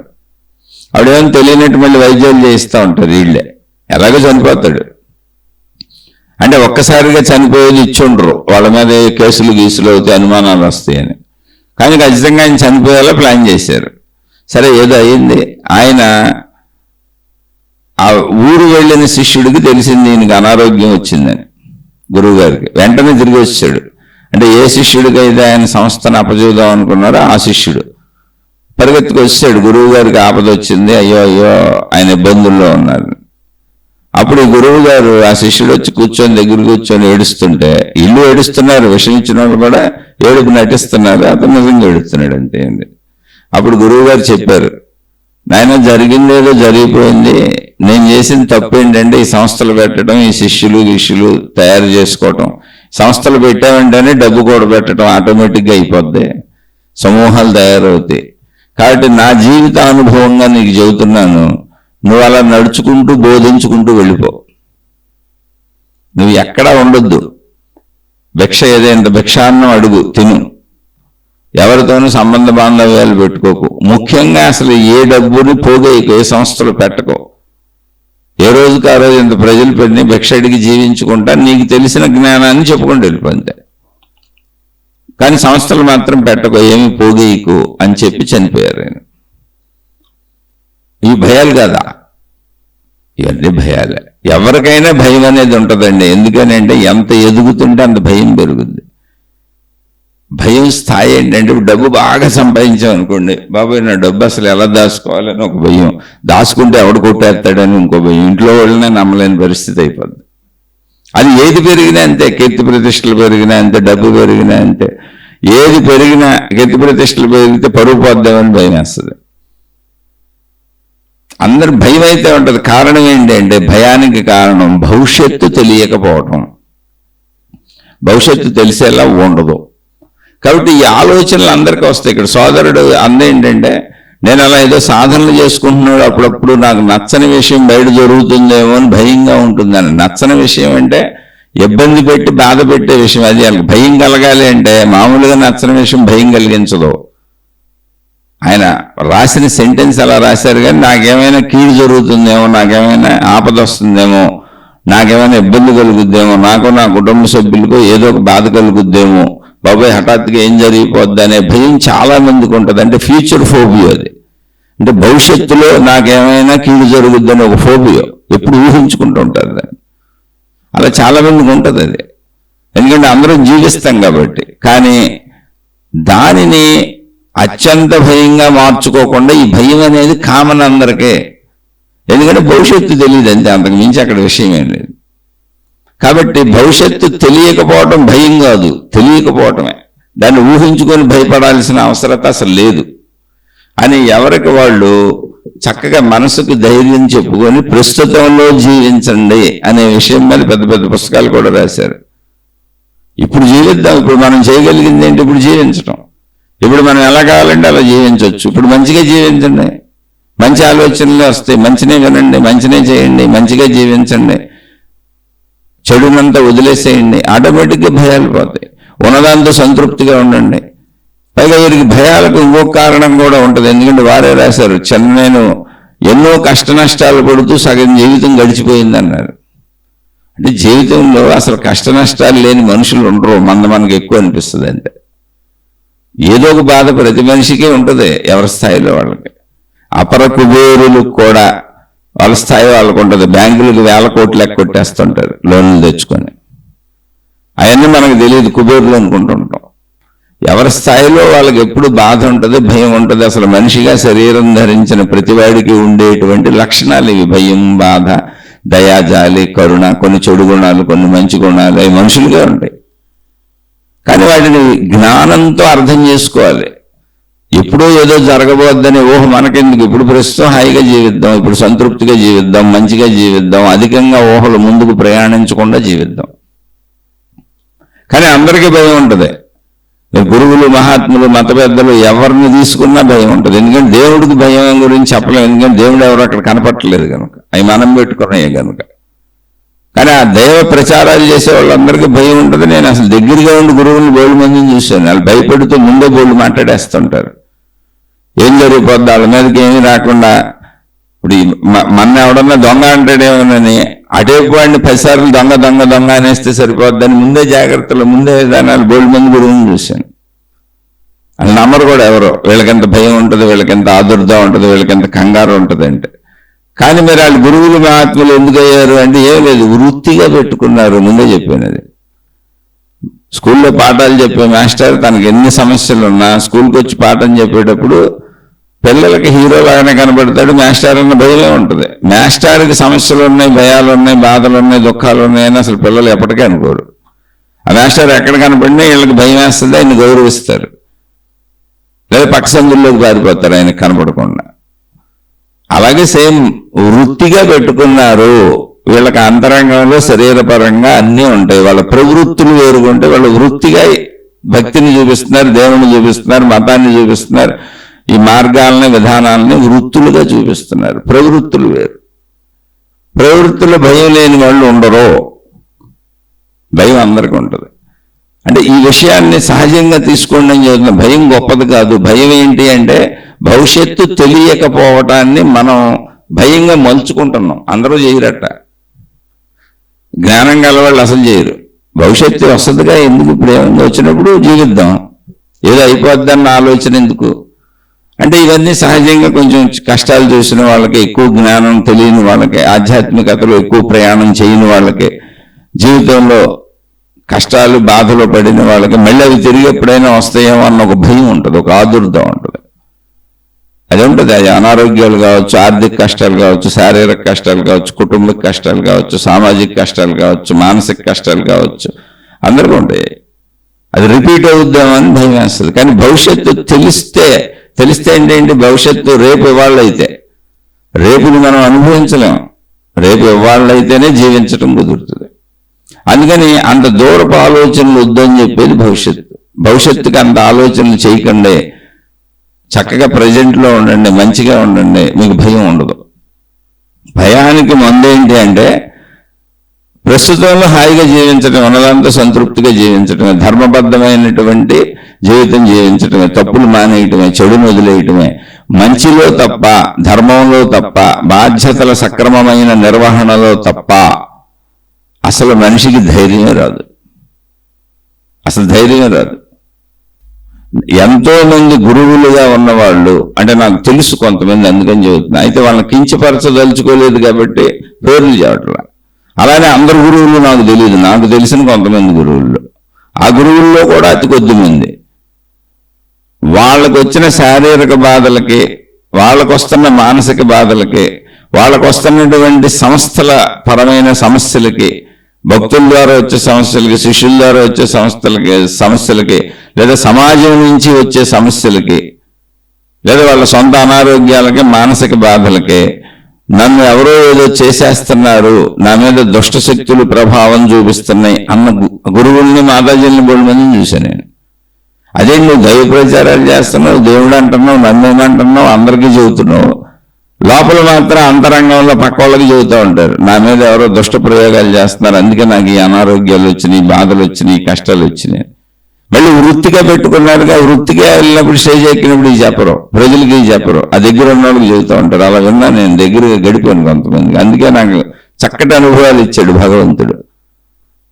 ఎక్కడ చక్కగా ఏ విధమైనటువంటి మోసాలకి వెళ్ళకుండా, ఎవరిని మోసం చేయకుండా నా బతుకు నేను బతికేలా భగవంతుడు ఎన్ని అవసరమో అన్ని అనుభవాలు ఇచ్చాడు. అందుకని గురువులతో గడిపే అవకాశం కూడా వచ్చింది. అలాగే మంచి గురువులు ఉన్నారు, అందులో ఇలా భయస్థులు ఉన్నారు, మోసకారులు తగిలారు, అన్నీ తెలిసినాయి. అందుకని అసలు ఆధ్యాత్మికతలో ఎవరిని మోసం చేయకూడదు, కనీసం మాట పరంగా కూడా అసత్యం చెప్పకూడదు, మనకు తెలిసిన మంచి చెప్పాలి అనేటువంటి భావన ఏర్పడింది. అది భగవంతుడు నేచరు ఏదైతే ఆ శక్తిని, దేవుడు అని ఎందుకంటున్నానంటే చాలా మంది దేవుడు అనే పేరు బాగా అర్థమవుతుంది, దేవత అనే పేరు బాగా అర్థమవుతుంది, అలా పెట్టుకున్నాం. అదే విశ్వశక్తి, అదే సృష్టి శక్తి, అదే నేచరు, అదే ప్రకృతి, మొత్తం అన్నీ ఒకటే. దాన్ని ఎలా పీల్చుకున్నా అది ఇచ్చిన అవకాశం అంతే. దాన్ని పట్టుకొని కొంచెం మంచిగా జీవించే ప్రయత్నం చేసుకుంటూ వెళ్ళిపోతే అయిపోయింది. ఎవరికైనా వస్తే అవకాశాలు ముందు నువ్వు మార్చుకోవాలి, నీలో ఉన్న చెడుని పోగొట్టుకోవాలి, నువ్వు మంచిగా జీవించడం నేర్చుకోవాలి. అప్పుడు నీకు ఆటోమేటిక్గా అవకాశాలు నేచరే కల్పిస్తుంది. ఇప్పుడు మనం పుట్టాం, మనం బ్రతకడానికి అవకాశాలు ఎవరు కల్పించారు? నేచర్ కల్పిస్తుంది. అంటే అదే మహిమమాయ అద్భుతంగా అనుకోబాకండి. ఇప్పుడు మనం బ్రతకడానికి అవకాశాలు ఎవరు కల్పించారు? అసలు పుట్టడానికి అవకాశాలు ఎవరు కల్పించారు? అదే నేచర్, అదే ప్రకృతి, అదే విశ్వము. స్త్రీ పురుషులు కలిస్తే బిడ్డ పుట్టాలి అని ఎలా నేచర్ పెట్టింది, లేకపోతే మనకు పుట్టుక ఎక్కడ వస్తుంది? అక్కడి నుంచి బిడ్డ పెరుగుదలకే, అంటే తల్లి గర్భంలోనే తల్లి యొక్క శక్తిని తీసుకొని పిండం తయారయ్యి మొత్తం బిడ్డగా రూపుదాల్చి షేపులు వచ్చి కాళ్ళు చేతులు అవయవాలన్నీ వచ్చేలా ప్రకృతి డిజైన్ చేసింది, నేచర్ డిజైన్ చేసింది. ఆ డిజైన్ మనిషి డిజైన్ అంతా, సృష్టిలో దేని డిజైన్ అయినా ప్రకృతిదే, సృష్టిదే. ఆ తల్లి గర్భంలోనే తల్లి శక్తిని తీసుకొని ఎదిగల పెట్టేసింది. తల్లి ఏమి మన నా బిడ్డకి శక్తిని ఇవ్వాలి నేనని అనుకోదు, ఆటోమేటిక్గా జరిగిపోద్ది. శక్తి తీసుకుంటున్నట్టు తల్లికి అనుభవం కూడా ఉండదు. తల్లి తినేటువంటి ఆహారంలో తల్లిలో ఏర్పడిన శక్తినే బిడ్డ తీసేసుకుంటూ ఉంటుంది. అలా బిడ్డ తల్లి గర్భంలోంచి బయటకు వచ్చినాక బతకడానికి అవసరమైన సమస్తం మళ్ళీ ఇక్కడ ఉన్నాయి. ముందు పుట్టగానే ప్రాణవాయువు కావాలి, అది ఆల్రెడీ భూమి మీద ఉంది. ఇక బతకడానికి అవసరమైన బిడ్డ పుట్టగానే అద్భుతంగా తల్లి స్తనాలలోంచి పాలు వస్తాయి. అంతకు ముందు ఉండవు, బిడ్డ తాగడం ఆపేసినాక తర్వాత పాలు రావు, రక్తం పాలుగా మారిపోద్ది. ఎంత అద్భుతంగా ఉంది, ప్రకృతి అద్భుతాలు ఇవన్నీ. అంటే నువ్వు బ్రతకడానికి అన్ని ఏర్పాట్లు ఉన్నాయి అనడానికి చెబుతున్నాయి అంతే, గుర్తు చేస్తున్నావు ఉన్న విషయాలని. ఇందులో కొత్తగా కనుక్కున్నాయి ఉన్నాయి. అలాగే పేల్చడానికి ప్రాణవాయువు కావాలి, అది ఆల్రెడీ భూమి మీద ఉంది, ప్రయత్నం అక్కర్లేదు, ఎవరికి అక్కర్లేదు. గాఢ నిద్రపోతున్నా సరే అది ఊపిరి పీల్చుకొని బయటకు వదలటం అనేది శరీరమే చేసేసుకుంటూ ఉంటుంది, ప్రాణవాయువు దొరుకుతూ ఉంటుంది. అలా మనం బ్రతకడానికి అవసరమైన పంచభూతాలు ఉండాలి, ఇక్కడ అన్నీ ఉన్నాయి. మళ్ళీ అవసరమైన ఆహార పదార్థాలు కావాలి, అన్నీ ఉన్నాయి, సమస్తము ఏర్పాటు చేయబడి ఉన్నాయి. ఇన్ని ఏర్పాటు చేయబడి మనిషి బతుకుతుంటే నీకు మంచి వైపు ఆధ్యాత్మికత వైపు నిన్ను నువ్వు తెలుసుకొని నువ్వు జీవించాలనుకున్నప్పుడు, మంచిగా జీవించాలనుకున్నప్పుడు, చెడును పోగొట్టుకోవాలనుకున్నప్పుడు, నిన్ను నువ్వు సంపూర్ణంగా తెలుసుకోవాలనుకున్నప్పుడు ఆ ఏర్పాట్లు కూడా ఉంటాయి. నువ్వు అనుకోవట్లేదు అంతే, అన్నీ ఉన్నాయి ఇక్కడే. గాలి పీల్చడం అనేది ఎంత న్యాచురల్గా జరుగుతుంది. సూర్యరశ్మి లేకపోతే భూమి మీద ఎవడో బతకడం ఎంత న్యాచురల్గా ఉంది. అసలు భూమి ఉంటేనే మనం తిరగటం, ఉండటం, ఇల్లు కట్టుకోవడం కుదిరేది, అది ఎంత న్యాచురల్గా ఉంది. మొక్కలు పెరగడం ఎంత న్యాచురల్గా ఉంది. ఆ మొక్కలకు ఆహార పదార్థాల ఉత్పత్తి ఎంత సహజంగా ఉంది. అవి తిని మనం బతకడం ఎంత సహజంగా ఉంది. అన్నీ వాటి అందరూ అవే జరిగిపోతున్నాయి. అలా తింటుంటే మన శరీరం ఎదగటం, పెరగటం, ఇవన్నీ ఎంత సహజంగా ఉన్నాయి. అలాగే నువ్వు మంచివాడిగా మంచిదానిగా ఉండాలనుకుంటే అది నీ చుట్టూనే ఉంది. నువ్వు చెడ్డవాడిగా ఉండొచ్చు, చెడ్డదానిగా ఉండొచ్చు, మంచివాడిగా ఉండొచ్చు, మంచిదానిగా ఉండొచ్చు. నీ చుట్టూ అవకాశాలు అన్నీ అన్నాయి ప్రాణవాయువులాగా. నువ్వు దేన్ని ఎంపిక చేసుకుంటున్నావు అనేది పాయింట్ ఇక్కడ అంతే. నువ్వు దేన్ని ఎంపిక చేసుకుంటున్నావో దాని సంబంధిత ఫలితం వస్తుంది అంతే. అన్నీ ఉన్నాయి, అమరు ఉన్నాయి ఇక్కడ. ఇప్పుడు తినకూడని ఆహార పదార్థాలు కూడా ఉన్నాయి బోళ్ళు, తినే ఆహార పదార్థాలు కూడా ఉన్నాయి బోళ్ళు. అందులో మనం తినేవే తింటున్నాం. తినకూడనే తిన్నావు అనుకో, నీకు ప్రాణాపాయం జరగచ్చు, అనారోగ్యం రావచ్చు, ఏదైనా అవ్వచ్చు. కానీ తినకూడదు మనకెందుకు? అలాగే చెడు అనేది చేయకూడదు, అలా ఉండకూడదు, అలా జీవించకూడదు. దానివల్ల నీకు చెడు ఫలితాలు వస్తాయి. ఆ చెడు ఫలితాలే నీ అనారోగ్యాలు, మానసిక బాధలు, సామాజిక బాధలు, శారీరక బాధలు, ఆర్థిక బాధలు, కుటుంబిక బాధలు, ఇవన్నీ చెడు యొక్క ఫలితములు. అలాగే ఇక్కడ తినదగినవే తినాలి, అంటే మంచి పనులు చేయాలి, ఎలా జీవించాలి, ఎలా జీవిస్తే మంచి, ఎలా జీవించకపోతే మంచి కాదు, ఎలా జీవిస్తే మంచి కాదు, ఎలా జీవిస్తే మంచి, చెడుగా జీవించకూడదు అనే విధానాలు అక్కడే ఉన్నాయి, ఆ ప్రదేశంలోనే ఉన్నాయి. మీకు ప్రాణవాయువు ఎలా దొరుకుతుందో అలా అన్నీ ఉన్నాయి అక్కడ, మంచి చెడు. మంచిగా జీవించిన వాళ్ళకి మళ్ళీ జీవితం అంతా మంచిగా ఉంటుంది, శారీరక శాంతి, మానసిక శాంతి, కుటుంబిక శాంతి, ఆర్థిక శాంతి, సామాజిక శాంతి, అన్ని రకాల శాంతులతో జీవితం హాయిగా వెళ్ళిపోతుంది. ఎంపిక నీది, నేను ఎవరు బాధ పెడతలా. అందుకని చెడుని వదలకపోతే, ఇప్పుడు చెడ్డ ఆహార పదార్థాలు తిన్నాం అనుకోండి, అది ప్రాణాపాయం కలగచ్చు, లేదా అనారోగ్యాలు, బాధలు, కష్టాలు, ఇబ్బందులు, అంటే శరీరం అనారోగ్యాలకు గురవచ్చు. అందుకని మేము తినదగినవేగా తింటున్నాం, తినకూడనివి ఇంకా కోటాను కోట్లు ఉన్నాయి, తినలేదుగా. అలాగే చెయ్యకూడనివి చేయకూడదు, చేయదగినవే చేయాలి. చేయకూడనివి చేస్తున్నప్పుడు భయం కలుగుతుంది, ఉండకూడని విధానంలో ఉంటున్నప్పుడు భయం కలుగుతుంది. జీవితం ఆశలు, అత్యాశలు, దురాశలు ఇలా వెళ్తున్నప్పుడు భయం కలుగుతుంది. మన పరిమితిలో ఎప్పటికప్పుడు, ఇప్పుడు ప్రాణవాయువు ఉంది, మనకి ఎంత అవసరం అంతే పీల్చుకోగలం. బోల్డ్ ప్రాణవాయువు ఉంది కదా, దాచేసుకుందాం అంటే కుదరదు, పీల్చాలి. వాళ్ళు పీల్చింది వదిలేయాలి, ఎంత పీల్చావో అంత వదిలేయాలి. అలాగే ఆహారం తింటావు, శక్తి కోసం ఆహారం తింటావు. ఆహారం ఉంది కదా, ఓ సంవత్సరానికి సరిపోని ఇప్పుడు తినేద్దాం అంటే కుదరదు. ఎంత అవసరమో ఆకలికి అంతే తినాలి. ఆ తిన్న ఆహారం కూడా మలమూత్ర రూపంలో మళ్ళీ విసర్జిస్తూ ఉంటాం. శక్తిని శరీరం స్వీకరించి పదార్థతత్వాన్ని మలమూత్రాలుగా విసర్జిస్తుంది. అంటే తీసుకోవటం, వదిలేయటం, ఎంత తీసుకున్నావో అంత వదలటం. అలా సృష్టిలో ఇచ్చిపుచ్చుకోవటం అనే ప్రాసెస్ మనుషుల మధ్య సమంగా ఉండాలి. అదే మంచి. నేను తీసుకుంటాను, ఇవ్వను, అన్యాయంగా అయినా తీసుకుంటాను, అక్రమంగా అయినా తీసుకుంటానంటే అది అభిమానం కావచ్చు, ప్రేమ కావచ్చు, డబ్బులు కావచ్చు, ఏదైనా చెడు నిన్ను భయభ్రాంతులకు గురి చేస్తుంది. ఏమవుద్దో అనేటువంటి భావాలలో క్రియేట్ అయిపోతాయి. ఆల్రెడీ చెడులు జరుగుతాయి మన జీవితంలో. ఎందుకు జరుగుతాయంటే చెడుగా జీవించడం వలన. అది తెలుసో తెలియకో, జ్ఞానం లేకో, ఎవరో చెప్పకో. అందుకని చెప్పడానికి ఈ ఆధ్యాత్మిక సంస్థలు తయారైనాయి, దైవీ విధానాలు, మతాలు, మార్గాలు తయారైనాయి. అవి మంచిని చెప్పాలంతే, అంతే తప్ప మనిషిని బంధించకూడదు. మనిషి ఆ మంచి నేర్చుకుని హాయిగా జీవించాలి. ఎందుకంటే మానవ జాతికి మనుషులందరూ ఒకటే. మతాల పేరుతో, దేవుళ్ళ పేరుతో, గురువుల పేరుతో, గ్రంథాల పేరుతో మనుషులు విడిపోకూడదు. జాతి అంతా ఒకటే.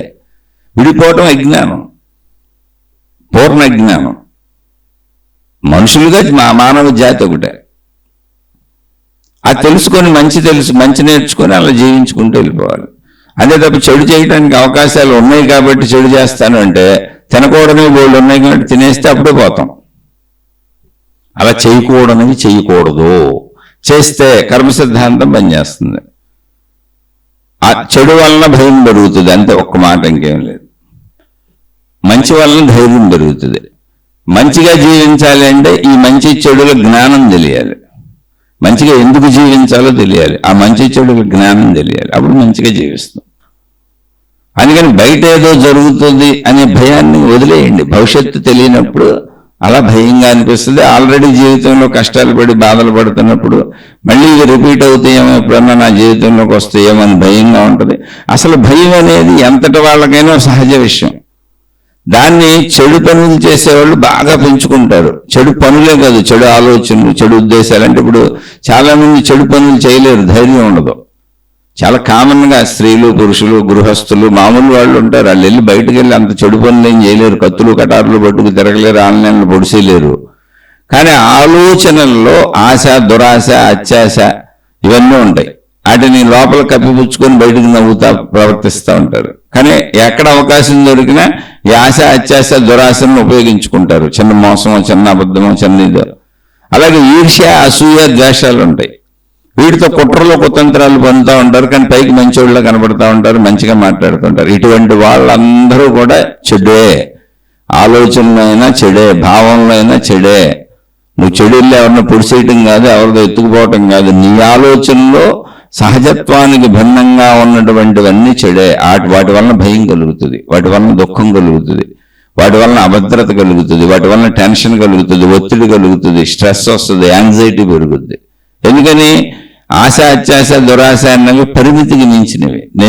నేను చేయలేనివి, పొందలేనివి, కానీ ఆశపడుతున్నా, దురాశపడుతున్నా, మోసం చేసేనే పొందాం అనుకుంటున్నా. అలా ఈర్ష్య, ద్వేషాలు అనేవి ఎదుటోళ్ళు బాగుంటే, ఎదుటోళ్ళు నాకంటే గొప్పకుంటే భరించలేనివి. కుట్రలు పని, కుతంత్రాలు పని, ఎలా అయినా వాళ్ళని నాశనం చేసేయాలనుకుంటున్నా. అలా బోల్డ్ మంది ఉన్నారు ఇళ్లలో. మన సొంత వాళ్ళందరూ అలాగే ఉంటారు. ఎందుకంటే సొంత వాళ్ళు కాకపోతే బయట వాళ్ళు మోసం చేయడం కుదరదు ఎవరిని, మనుషుల్ని. సొంత వాళ్ళు ఏంటండి, మనం నమ్మిన బాగా దగ్గర స్నేహితులే ఉండొచ్చు, లేదా మనం ఎవరన్నా వ్యాపారాల్లో కలుపుకున్న వాళ్ళు కూడా అయ్యండి. సొంత వాళ్ళు ఏంటండి, మనకు తెలిసి మనం బాగా దగ్గరికి తీసుకున్న వాళ్ళు, బంధువులు అవ్వచ్చు, బంధుమిత్రులు అవ్వచ్చు, వ్యాపార భాగస్వాములు అవ్వచ్చు. నిన్ను మోసం చేయడం అక్కడ కుదురుద్ది, అక్కడ ఈర్ష్యలు, అసూయలు, ద్వేషాలు వస్తాయి. అవి ఏంటంటే పోల్చుకుంటారు. పోల్చుకోవటం వల్ల ఎన్ని ఉత్పన్నం అవుతాయి. నీ బతుకు నువ్వు బతుకు వాళ్ళతో పోల్చుకోవటం ఏంటి అంటే ఇవన్నీ చెయ్యకూడనివి. అది నేను చెప్పేది. ఇప్పుడు నీతి సూత్రాలు కాదు, జీవిత సత్యాలు. నీతి సూత్రాలు ఏమీ లేదు, ఎవరి జీవితం వాడు బాగు చేసుకోవాలి అంతే. ఎవరెవరికి చెబుతారు, ఎవరెవరి జీవితాన్ని బాగు చేయలేరు. కానీ సత్యం ఇది. తినకూడనివి ఎలా తినకూడదో అలాగే చేయకూడనివి చేయకూడదు.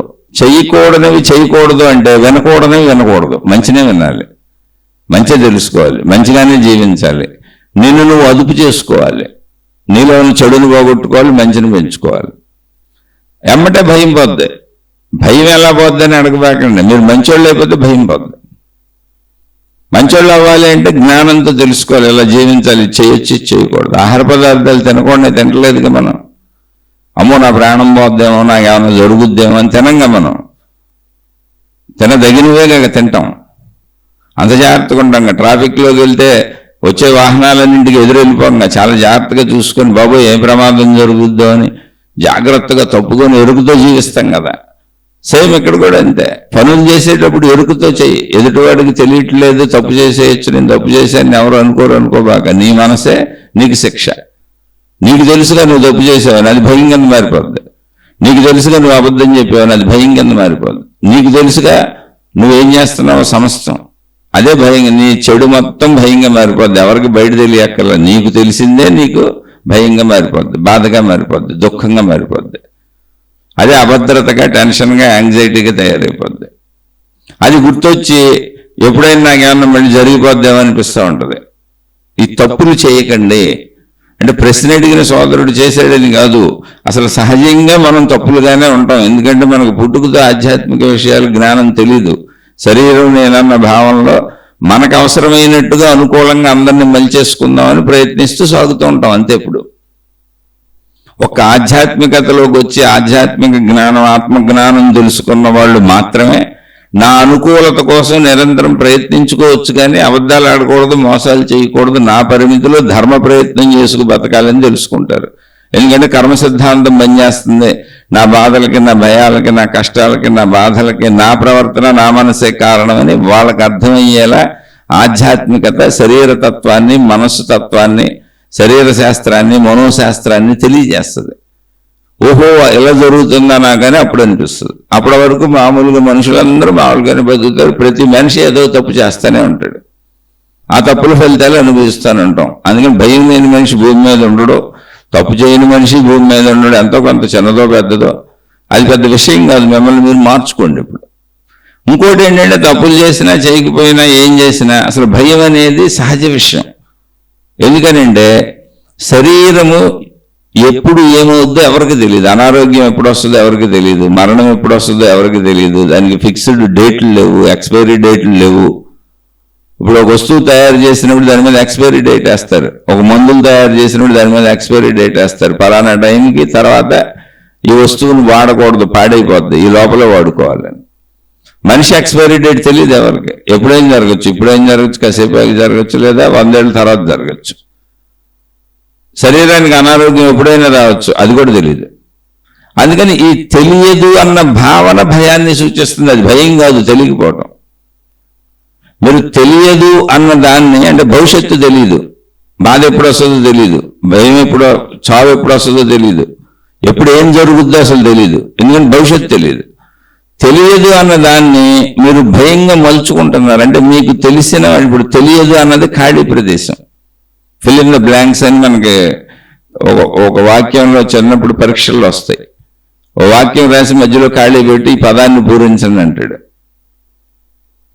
ఆ మధ్యలో పదాన్ని పూరించాలి. భవిష్యత్తు తెలియదు అంటే ఖాళీ ఉంది అక్కడ. ఆ ఖాళీని మీ ఆలోచనలతో పూరించుకుంటున్నారు, మీ భయాలతో పూరించుకుంటున్నారు, మీ బాధలతో పూరించుకుంటున్నారు. అంటే మీ మనస్తత్వంతో పూరించుకుంటున్నారు. ఆ మనస్తత్వం ధైర్యం అనుకోండి, వాళ్ళకేం ఇబ్బంది లేదు. ధైర్యం ఎవరికి ఉంటుంది? మంచి వాళ్ళకి ఉంటుంది, మంచి చేసే వాళ్ళకి ఉంటుంది, మంచిగా జీవించే వాళ్ళకి ఉంటుంది. కాబట్టి భవిష్యత్తులో నాకు ఏదో అవుద్దని వాళ్ళు ఏమి అనుకోరు అసలు. ఎందుకంటే మొత్తం మంచిగా ఉందిగా. భవిష్యత్తులో తెలియని దాన్ని, అంటే ఖాళీని, ఎప్పుడేం జరుగుద్దో అన్న ఖాళీని మీ ఆలోచనలతో మీరు పూరించుకుంటున్నారే, అది భయాన్ని, ఆదుర్దాన్ని, కంగారుని, టెన్షన్ని క్రియేట్ చేస్తుంది. అంటే మన లోపల ఆలోచనలు చెడుగా ఉన్నాయని. అంటే అదేదో పెద్ద ద్రోహులు, దేశద్రోహులు, టెర్రరిస్టులు లేదా మర్డరర్స్ అని కాదు. చిన్న ఆలోచన తేడా చాలు, చిన్న అసత్యం చాలు, చిన్న అబద్ధం చాలు, ఎవరికి హాని చేయని చిన్న చిన్న అబద్ధాలు చాలు, అవి కూడా భయాన్ని కలిగిస్తాయి. తెలియని దాన్ని తెలియనట్టుగా ఉంచేయండి, దాన్ని ఫిల్ చేయబాకండి. భవిష్యత్తు ఎవరికీ తెలియదు. తెలియదంటే ఏం జరుగుద్దో తెలియదు, ఏమవుద్దో తెలియదు, కానీ ఏదో ఒకటి అవుద్ది. దాన్ని మీరు ఎందుకు అవనివ్వండి, భవిష్యత్తు వస్తే తెలుస్తుందిగా, అనుభవిస్తాంగా. దాన్ని ఎందుకు నింపుతున్నారు? మీ భావాలతో నింపకండి. ఎవరైనా సరే మన భావాలను ఆపాదించి నింపుకుంటూ ఉంటాం. దానివలన భయం, బాధ, దుఃఖం కలుగుతాయి. ఎదుట మనుషుల పట్ల కూడా, ఇప్పుడు ఒక మనిషి మాట అన్నారు, భార్య ఏదో ఉంది, భర్త తనకిష్టం వచ్చినవన్నీ నింపేసుకుంటాడు అందులో. యాక్చువల్గా భార్యకి తెలుసు, ఆ మాట అన్న ఆవిడికి తెలుసు, ఆ భార్యకి తెలుసు ఎందుకు అలా ప్రవర్తిస్తుంది, ఎందుకు అలా ఉంటుంది, ఎందుకు అలా చేసింది అనేది ఆవిడ భావనే కదా. ఆవిడ అలా ఎందుకు ఉంటుందంటే భర్తను బట్టి, పిల్లల్ని బట్టి, కుటుంబాన్ని బట్టి. తనకు ఎదురయ్యే పరిస్థితులకు కదా మనిషి స్పందిస్తాడు, తన అలవాట్లను బట్టి, తను పుట్టు పెరిగిన వాతావరణాన్ని బట్టి. అలాగే భర్త కూడా సేమ్. కానీ భర్త ఎలా అన్నాడని భార్య తాను ఆ ఖాళీని నింపేసుకుంటుంది తనకు తెలిసినట్టు. తనకెట తెలుస్తుంది? నీ ఊహలతో నింపుకున్నావు నీ భర్త గురించి, అలాగే నీ ఊహలతో నింపుకున్నావు నీ భార్య గురించి, నీ ఊహలతో నింపుకున్నావు నీ తండ్రి గురించి, నీ ఊహలతో నింపుకున్నావు నీ తల్లి గురించి, నీ ఊహలతో నింపుకున్నావు నీ పిల్లల గురించి. నీ ఊహలు ఎలా నిజం అవుతే అన్న వాళ్ళదే, చేసిన వాళ్ళదే, వాళ్ళ ఊహ కదా నిజం. నిజమేంటి? భార్య ఒక మాట అందనుకోండి, భర్త ఒక మాట అన్నాడు అనుకోండి, తండ్రి ఒక మాట అన్నాడు అనుకోండి, కొడుకు మాట అన్నాడు అనుకోండి, లేదా ఒక పని చేశారనుకోండి, అది వాళ్ళు చేసిన వాళ్ళకి తెలుసు తప్ప మన ఊహలతో ఎలా నింపుతాం? అందుకని అక్కడ ఊహించడం మానేయండి. అది బాధ అయి ఉండొచ్చు, మనకి ఇబ్బంది అయి ఉండొచ్చు, మనకి మన్నాళ్ళు ఒక మాట అని ఉండొచ్చు, మనకు బాధ కలిగి ఉండొచ్చు, నొప్పిగా అనిపించవచ్చు. కానీ దాన్ని ప్రొలాంగ్ చేసుకోబాకండి, దాన్ని మీరే నింపేసుకోబాకండి, ఏదో ఒక ఆలోచనలతో నింపేసుకోబాకండి. అప్పుడు ఎలా నింపుతామంటే అన్ని నెగిటివ్ ఆలోచనలతో నింపుతాం. మళ్ళీ అవన్నీ భయము, బాధ, అభద్రత, విసుగు, కోపము, చికాకు, అంటే అన్నీ మళ్ళీ నెగిటివ్ గుణాలు వచ్చేస్తాయి, నెగిటివ్ ఆలోచనలు వచ్చేస్తాయి. ఫిల్ ఇన్ ద బ్లాంక్స్ అనేది జీవితంలో ఎప్పుడు ఉంటుంది. ఎదుటి మనిషి ఒక మాట అన్నాడు అంటే ఎందుకు అన్నాడో ఆ మనిషికే తెలుసు. స్త్రీలైనా పురుషులైనా, ఏ బంధమైనా, ఏ బాంధవ్యమైనా, బయట వాళ్ళైనా, ఇంట్లో వాళ్ళైనా. అనేసరి అయిపోయింది, నీకు బాధ ఏదో కలిగింది, ఇంకా కొనసాగించుకో, దాన్ని నువ్వు నింపుకోకు. ఈ ఉద్దేశంతో అని ఉంటారు, ఎలా అని ఉంటారు, ఎలా చేసి ఉంటారు. ఎందుకంటే నేను అనేక మందిని చూశాను, ప్లస్ నేను కూడా గతంలో అలా అందులో జీవించుకుంటూ వచ్చిన వాడిని. నేను కుటుంబాల్లో ఉన్నాను, నాకు స్నేహితులు ఉన్నారు, 57 ఏళ్ళు నాకు. ఒకళ్ళు ఎవరైనా ఒక పని చేస్తే దాని గురించి గంటల గంటల చర్చలు, మాటలు, ఈ ఉద్దేశంతో చేసి ఉంటారు, ఈ ఉద్దేశంతో అని ఉంటారు, ఈ ఉద్దేశం అయి ఉంటుంది అని ఎవరికాళ్ళు రకరకాల ఉద్దేశాలు. ఎందుకంటే అన్నవాడు అమ్మ ఒకటే మాట లేదా 2 మాటలు, చేసిన పని ఒక నిమిషం కూడా ఉండదు. కానీ దాని మీద గాసిప్స్ అంటే పుకార్లు, మనం దాన్ని నింపటం, మన అభిప్రాయాలతో నింపటం, గంటలు గంటలు, రోజులు రోజులు నడుస్తూనే ఉంటుంది. ఇదంతా మనసును పాడు చేస్తుంది. ఈ గాసిప్స్ని ఆధ్యాత్మికతలో విషయాసక్తి అంటారు. భక్తి మార్గాల్లో, దైవ మార్గాల్లో, మత మార్గాల్లో, ముఖ్యంగా ఆత్మజ్ఞాన మార్గంలో. అంటే నన్ను ఆత్మజ్ఞాన మార్గం ఏం గొప్పది కాదు, అక్కడ ప్రత్యేక మార్గం ఏం లేదు. నన్ను నేను చూసుకోవటం, నన్ను నేను గమనించుకోవటం, నాలో చెడుని పోగొట్టుకొని నన్ను నేను మంచిగా మార్చుకోవటం ఆత్మజ్ఞాన మార్గం. అంటే ఆత్మ అంటే నేను, నాది, నా స్వీయత్వం. జ్ఞానం అంటే నాకు వచ్చిన జ్ఞానం అని ఆత్మజ్ఞానం అంటే, అంతే. అందులో ఈ గాసిప్స్ అన్ని విషయాసక్తి అని ఉంటాయి. భవిష్యత్తు ఆలోచనలు, భవిష్యత్తు ఎవరికి తెలియదు, దాన్ని మీ ఇష్టం వచ్చినటువంటి ఆలోచనతో నింపకండి, దాన్ని అలా ఉంచేయండి. అది వస్తుందిగా, వచ్చినప్పుడు అదే తెలిసిపోద్ది, తెలిసేది అవుద్ది. భవిష్యత్తు ఎప్పుడు కూడా తెలిసేది అవుతుంది, వస్తుంది మన జీవితంలోకి. అందుకని దాన్ని నింపకండి, అలా వదిలేయడం నేర్చుకోండి, అలవాటు చేసుకోండి నింపకూడదు అని. అలాగే ఎవరైనా ఏమైనా అన్నప్పుడు విషయాలు ఏదైనా వచ్చినప్పుడు మళ్ళీ ఆ మనుషుల భావాలు ఇవై ఉంటాయి అని ఎందుకని మీకు తెలియదు. వాళ్ళు ఎందుకన్నారు, ఏ ఉద్దేశంతో అన్నారు మీకు తెలియదు. మాటే తెలిసింది, మీకు వినపడింది మాటే, లేదా వాళ్ళు చేసిన పని కనపడింది. కానీ దాని వెనక ఉన్న ఉద్దేశం వాళ్ళ అంతరంగంలో ఉంది, మనకు తెలియదు. కాబట్టి దాన్ని కూడా నింపకండి. తెలియని వాటిని నింపడం మానేయండి. ముందు మీకు భయాలన్నీ పోతాయి. తెలియనిదే మనం నింపుకోవటం వల్ల భయం అయింది. తెలియని దాన్ని అలా ఖాళీగా ఉంచేయండి, అదే తెలుస్తుంది వచ్చి. ఒకవేళ తెలియదు, ఇప్పుడు భార్య ఏదో అని భర్త ఏదో అన్నాడు, మనుషులు ఏదో అన్నారు, ఎప్పటికీ తెలియదు, వదిలేయండి. తెలుసుకొని ఏం చేస్తావు? ఇప్పుడు ఊహించుకొని దాన్ని పూరించుకొని నెలలో సంవత్సరాలు పీక్కొని అప్పుడైనా వదిలేస్తాంగా. వదిలేక ఏం చేస్తాం? ఆఖరికి అన్ని వదిలేయాల్సిందేగా, అప్పుడైనా వదిలేస్తాం. అందుకని వదిలేయటం నేర్చుకోండి. తెలియని దాన్ని పూరించుకుంటే భయం వస్తుంది. ఇవన్నీ మనసు యొక్క స్థితిగతులు. అలానే భయం అందరికీ కామను, సహజం. మళ్ళీ ఇంకో విషయం తెలుసుకోండి, ధైర్యము అనేది ప్రత్యేకంగా ఉండే పదార్థం కాదు. ధైర్యం అంటే ఏంటంటే నేను భయపడుతున్నానన్న విషయాన్ని నేను గమనించుకొని ఆ భయాన్ని వ్యక్తపరచకుండా ఇది అనవసరపు భయం అని నేను చక్కగా జీవించటమే అంతే. అంటే ఒక మాటలో చెప్పాలంటే నేను భయపడుతున్నానన్న విషయం నా పక్కవాడికి తెలియకుండా జీవించడమే. కన్నింగ్నెస్ కాదు, అలా ఎమోషన్ని ఆపాలి, ఆ ప్రకంపనను ఆపాలి. అంటే నన్ను నేను సర్ది చెప్పుకోవాలి. భయపడేవాడు అలా ఆపలేడు, సర్ది చెప్పుకోలేడు, ధైర్యంగా ఉండలేడు, నటించలేడు, భయం తెలిసిపోద్ది. అందుకని మీరు లోపల అంతరంగాన్ని సరి చేసుకోండి, అదే ధైర్యం. భయం లేకపోవటమే ధైర్యం తప్ప ధైర్యం అనే ప్రత్యేక పదార్థం ఏమి ఉండదు. వెలుగు లేకపోవటమే చీకటి తప్ప చీకటి అనేది వెలుగులా ప్రత్యేకంగా వచ్చి ప్రసరించి మాయమైపోయేది ఏం లేదు. అక్కడ వెలుగు వస్తుంది, వెలుగు లేకపోవటం చీకటి అయింది. కాబట్టి అలా జాగ్రత్తగా చూసుకోండి. మళ్ళీ ప్రశ్నలో భాగం ఏంటంటే నాకు ఈ సాధనలు చేసుకుంటున్నప్పుడు ఆలోచనలు ఆగుతున్నాయి, ఆగిపోతూ అప్పుడప్పుడు నిద్ర వస్తుంది. అది సహజమైన విషయం. చక్కగా నిద్ర వస్తే హాయిగా నిద్రపోండి. ఎందుకంటే ఆ నిద్రపోవటం కూడా ఆలోచన లేకపోవటమే. ఆలోచనల వల్లనే మనకు అసలు దుఃఖం, ఆలోచనల వల్లనే భయం, ఆలోచన వల్లనే సుఖం. ఆలోచన ఉంటేనే ప్రపంచం ఉంది, ఆలోచన లేకపోతే సృష్టి లేదు. కాబట్టి మీరు సాధన చేసి ఆలోచనలు ఆగిని నిద్ర వచ్చింది, నిద్రపోండి, నష్టమే ఉంది. ఇప్పుడు అక్కడ మీరేం తప్పులేం చేయట్లే, అంత హాయిగా ఉంది. కానీ ఈ భయం అనిపిస్తుందే, దానికి మార్చుకోండి. భయం అనేది అసలు లేదు, ఉండదు. అది మన మానసిక స్వభావంలో మనం తయారు చేసుకుంటుంది. చిన్నప్పటి నుంచి మన చుట్టూ ఉన్న తల్లిదండ్రులు, వాతావరణం, మనుషులు అందరూ భయాన్ని పెంచుతారు. జాగ్రత్త జాగ్రత్త అంటూ ఉంటారు ప్రతిదానికి. అది కొంచెం భయం పెరుగుతుంది.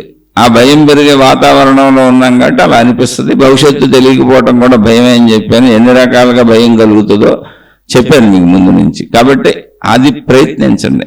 పూర్తిగా మంచిగా మారిపోయిన వాళ్ళకి భయం ఉండదు, ఎప్పటికప్పుడు తృప్తిగా ఉండే వాళ్ళకి భయం ఉండదు. మంచి వాళ్ళు మాత్రమే తృప్తిగా ఉండగలుగుతారు. ఇక జీవితం ప్రయాణం అన్నారు. ఈ ప్రయాణాన్ని అంతరంగంగా చేయాలా, బాహ్యంగా చేయాలా అని అడిగారు. అంటే ఇది సాధనాపరంగా మీరు అడిగి ఉండొచ్చు. జీవితం ప్రయాణం అంటే బాహ్యంగా అంటే అసలు శరీరానికి అవసరమైన జీవించకుండా ఎలా కుదురుతుంది? బాహ్య జీవితం సాగుతూనే ఉంటుంది. అయితే మీరు అడిగిన ఉద్దేశం బాహ్యపు దైవీపరమైన కార్యకలాపాలు అయి ఉండొచ్చు. అంటే మతాలకు సంబంధించి, ప్రార్థనాలయాలకు సంబంధించి బయట చేసేటువంటి అనేక కర్మకాండలు ఉన్నాయి, అనేక సాధనా పద్ధతులు ఉన్నాయి, అనేక జపతపాలు ఉన్నాయి, అనేక శరీరంతో మనసుతో చేసేటువంటి సాధనా విధానాలు ఎన్నో పెట్టారు. అయితే అవి చేయాలా, అంతరంగంలో చేయాలా సాధనలు అనేది మీ ఉద్దేశం అయితే ముందు మీరు చెడిపోవాలంటే బాహ్యంలో అన్నీ చేయాలి. మనసుని మంచిగా చేసుకోవడానికి బాహ్యంలో, లోపల అంతరంగంలో అందరికీ మనసు నిలబడదని, మనసు నిలబడాలంటే నీకు ఆత్మశక్తి యొక్క ఎరుక తెలియాలి, నీ మనసు యొక్క ఎరుక తెలియాలి, ఆత్మ జ్ఞానం తెలియాలి. అప్పుడు నీ లోపలికి నువ్వు వస్తావు. అది చాలా మందికి ఆ విషయం తెలియదు, దేవుడని తిరుగుతూ ఉంటారు. అటువంటి వాళ్ళందరూ ముందు బాహ్యంలో అక్కడ ఉన్నటువంటి ఆచార సాంప్రదాయాలు పాటిస్తూ, ఆ పద్ధతులు పాటిస్తూ, ఆ సాధనా విధానాలు పాటిస్తూ అంతరంగంలోకి రావాలి. సాధనల గురించి మీరు అడిగింది అయితే అంతరంగంలోకి వచ్చినాక, అంటే అంతరంగంలో నిలబడటం అనే స్థితి రావాలి మీకు. అలా రావాలంటే బాహ్యంలో మీరు అన్నీ తెలుసుకొని మంచోళ్ళు అయిపోవాలి. లేదు మీకు డైరెక్ట్గా ఇలా చెబుతుంటే అర్థమయ్యి మీరు మంచిగా జీవించగలిగితే అంతరంగ ప్రయాణం ఎప్పుడు గొప్పది. ఎందుకని అది తొందరగా లోపలికి వచ్చేసరి ఈజీగా మిమ్మల్ని మీరు పట్టుకోవచ్చు, మీతో మీరు ఉండొచ్చు, మీలో మీరు ఉండొచ్చు. బాహ్య ప్రయాణం అంతులేదుగా, ఎందుకంటే అనేక మతాలు, అనేక విధానాలు, అనేక పద్ధతులు, అనేక మంది దేవుళ్ళు, అనేక రకాల సాధనలు. మీరు అసలు ఏది చేస్తున్నారో, ఏది కరెక్టో, ఏది నిజమో, ఏది అబద్ధమో, ఏది మోసపోతున్నారో కూడా మీకు తెలియదు. కానీ బయట తప్ప అన్నింటి కానే కాదు, బయట ఏర్పరిచిందంతా మహాత్ములే. ఇందులో ఎక్కడ ఆరాకొరగా మహాత్ముల వేషధారణలు, అంటే సింహం పులి వేషధారణలో నక్కలు తిరుగుతూ ఉంటాయి. కొంచెం జాగ్రత్తగా చూసుకోవాలి అంతే, అంతకు మించి ఏం లేదు. నక్కలు ఎలా దొరికిపోతాయంటే ఏమి లేదు, కీర్తి, కామము, కనకము. తమ స్వీయ కీర్తి కోసం ప్రయత్నించుకునేవాళ్ళు, అంటే గుర్తింపు కోసం, కీర్తి ప్రతిష్టల కోసం, తమ కోరికల్ని వదులుకోలేక కోరికలను పట్టుకు తిరిగేవాళ్ళు, డబ్బును పట్టుకు తిరిగేవాళ్ళు, ఇవి నక్కలు. ఆధ్యాత్మిక మార్గంలో నక్కలంటే ఈ మూడు ఉంటాయి. అది మహాత్ములు చెప్పింది, నేను చెప్పేది కాదు. భక్తులైనా శిష్యులైనా ఏ మనిషి అయినా సాధనలో ఈ కీర్తి, కామము, కనకం అనేది కంట్రోల్లోనే వెళ్ళాలి. కుటుంబ వ్యవస్థలో మంచిగా జీవించండి అనేది అందుకే వీటిని వదిలేయమని కాదు, ధర్మబద్ధంగా ఉండాలి. కీర్తి, కామము, కనకము ధర్మబద్ధంగా ఉంటే కుటుంబ వ్యవస్థ ఏర్పాటు చేసింది, అందుకు ధర్మంగా సాగు. నక్కలన్నీ ఇలా దొరికిపోతాయి మీకు. ఆధ్యాత్మిక మార్గంలో మోసగాళ్ళు, మోసగత్తులనే నక్కలు ఎవరు, మంచోళ్ళు ఎవరు అంటే ఎక్కడో ఒకళ్ళిద్దరు ఉంటారు, మిగిలిన వాళ్ళందరూ మంచోళ్ళే ఉంటారు. వాళ్ళని ఎలా పట్టుకోవచ్చు అంటే ఇలా పట్టుకోవచ్చు. కీర్తి, కామము, కనకము వదలలేరు వాళ్ళు, అంతే సింపుల్. సరే, ఇక అది ఎవరి ప్రయాణం వాళ్ళదే. అలా మీరు బయట మిమ్మల్ని మంచిగా శుద్ధిపరుచుకొని, అంటే బయట జీవితం అంతా హాయిగా పెట్టుకొని, ప్రశాంతంగా పెట్టుకొని, తృప్తిగా పెట్టుకొని, మీరు ఇప్పుడు ప్రశాంతంగా కూర్చొని మీ అంతరంగంలో మిమ్మల్ని గమనించుకొని, మీ ఆలోచనలు గమనించుకొని, చెడును గమనించుకొని, చక్కగా చెడుని తొలగించుకుంటూ మంచిగా మిమ్మల్ని మలుచుకొని జీవితంలో మంచిగా జీవిస్తూ, శరీర స్థితి, మనోస్థితి, ప్రాణశక్తి స్థితి, 3 స్థితులు ఉన్నాయి మనకి. శరీర స్థితిగా శరీరపరంగా జీవిస్తున్నాం, ఆకలి దప్పులు తీర్చుకుంటాం, కుటుంబ వ్యవహారం అంతా అదే. శరీరం నేనన్న ఎరుకుండాలంటే అసలు మనసు ఉండాలి, మనసు చెప్పాలి. మనసు చెబితేనే శరీరం కదలగలదు, లేకపోతే శరీరం కదలలేదు. అందుకే నిద్రలో శరీరానికి నేనన్న స్పృహ కూడా ఉండదు. మళ్ళీ మెలకు వచ్చినాకే నేనన్న భావన, నేను నాది నావి అన్న భావన వస్తుంది. ఆ మెలకువే మనసు శరీరాన్ని కలవటం. మనోశరీరముల కలయికతో జీవితం సాగుతుంది. కానీ మనసు అనేది కూడా మనకు తెలుసు. కానీ ఈ రెండింటికి ఆధారమైనది ప్రాణశక్తి. ప్రాణశక్తి లేకపోతే మనిషి చనిపోయాడు అంటున్నారు. అప్పుడు మనసు ఉందో లేదో ఆ స్థితి ఎవరికి తెలియదు. కాబట్టి నేను ఉండగా, బ్రతికొండగా, నేను జీవిస్తూ ఉండగా శరీర స్థితి నిజమే, మనోస్థితి నిజమే. కానీ 2 స్థితులు నిజమే అని నేను బ్రతికొండడానికి ఆధారమైంది ప్రాణశక్తి స్థితి. అది అన్నిటికంటే ముఖ్యమైనది. అది లేకపోతే ఈ శరీర మనోస్థితులు ఉండవు. కానీ ప్రాణశక్తి స్థితి ఎవరికి ఎరుక లేదు, నాకు ఎరుక లేదు. ఆ ఎరుక కలిగిన వాళ్ళు, ఆ ఎరుకను పొందిన వాళ్ళు అందించింది ఆధ్యాత్మిక చదువు, ఆత్మజ్ఞాన చదువు. నేను ప్రాణశక్తిని అన్న ఎరుకను పొందారు. ఆ ఎరుకను పొందినప్పుడు ఆ సృష్టి మొత్తం ఏకశక్తి ఉంది, అది అనంత ఆత్మశక్తి అని దానికి పేరు పెట్టి చెప్పారు. ఆ స్థితిని మనం బతుకుండగానే తెలుసుకోవాలి. శరీర స్థితి నిజమే, దాన్ని ధర్మంగా జీవించేయండి. మనోస్థితి నిజమే, మనసుని శరీరపరంగా ఎంత వాడుకోవాలో అంత వాడుకొని అధిక ఊహలు వదిలేసేయండి, అధిక ఆలోచనలు వదిలేసేయండి. శరీరపరమైనవి చాలు, ధర్మపరమైనవి మంచివి చాలు.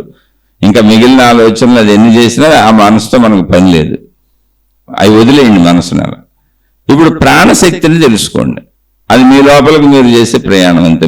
ఏంటి ప్రాణశక్తిని తెలుసుకోవడం అంటే ఏం లేదు, ఆలోచనల మూలం, మనోమూలం. మనస్సు మూలంలో ఆలోచనలు లేవు, మూలంలో శక్తి ఉంది. ఆలోచనలు ఏంటంటే మూలం నుంచి ఎగిసిపడినప్పుడు ఆలోచన తెలుస్తుంది. అందుకని ఆలోచనలు పట్టించుకోకుండా ఆలోచన మూలంలో కూర్చోండి, మనోమూలంలో కూర్చోండి. మీలో మీరు విశ్రాంతిగా, నిశ్చలంగా, ప్రశాంతంగా కూర్చోండి అంతే. ప్రాణశక్తి ఎరుక అవుతుంది కొంతకాలానికి. ఎప్పుడైతే అక్కడ ఆలోచన లేదో కానీ ఉన్నానన్న భావన ఉందో, ఎక్కడైతే అక్కడ శరీర దృష్టి లేదు కానీ ఉన్నానన్న భావన ఉందో, ఎటువంటి ఆలోచన, ఎటువంటి భావన లేకుండా ఉన్నాను అన్న స్థితి ఒక్కటే అనుభవం అవుతుందో అది ప్రాణశక్తి స్థితి. అది అభ్యాసం చేత అలవాటు అవుద్ది, ఆ స్థితి వస్తుంది. ఆ స్థితిలో కూర్చోవటం అనేది, ఎక్కువ సమయం కూర్చోగలగటం అనేది అలవాటు అవుతుంది. అప్పుడు ప్రాణశక్తి ఎరుక మనకు తెలిసిపోద్ది. తెలిసిపోయినాక ఇంకా శరీర భావన బంధించదు, ఉంటుంది. చాలా పరిమితమైపోయి ఉంటుంది. ఇదే ఆత్మజ్ఞాన చదువులో మహాత్ములు దీన్ని మోక్షమని, నిర్వాణమని, ఆత్మానుభవం అని, సెల్ఫ్ రియలైజేషన్ అని అనేక పేర్లు పెట్టి చెప్పారు. ఇదే మానవ జీవితం యొక్క అంతిమ గమ్యము అని చెప్పారు. కాబట్టి దీన్ని మనం రోజు ఆ వైపు వెళ్ళటానికి ఈ ఆధ్యాత్మిక చదువు, ఆత్మజ్ఞాన చదువు అనే శీర్షికల ద్వారా రోజు దీన్ని చెప్పుకునే ప్రయత్నం చేస్తున్నాం. ఎందుకని అలా మంచిగా, ఒకటి భౌతికంగా శరీరపరంగా మంచిగా జీవించడానికి నెంబర్ 1, చెడును వదిలేసి మంచిగా జీవించడానికి.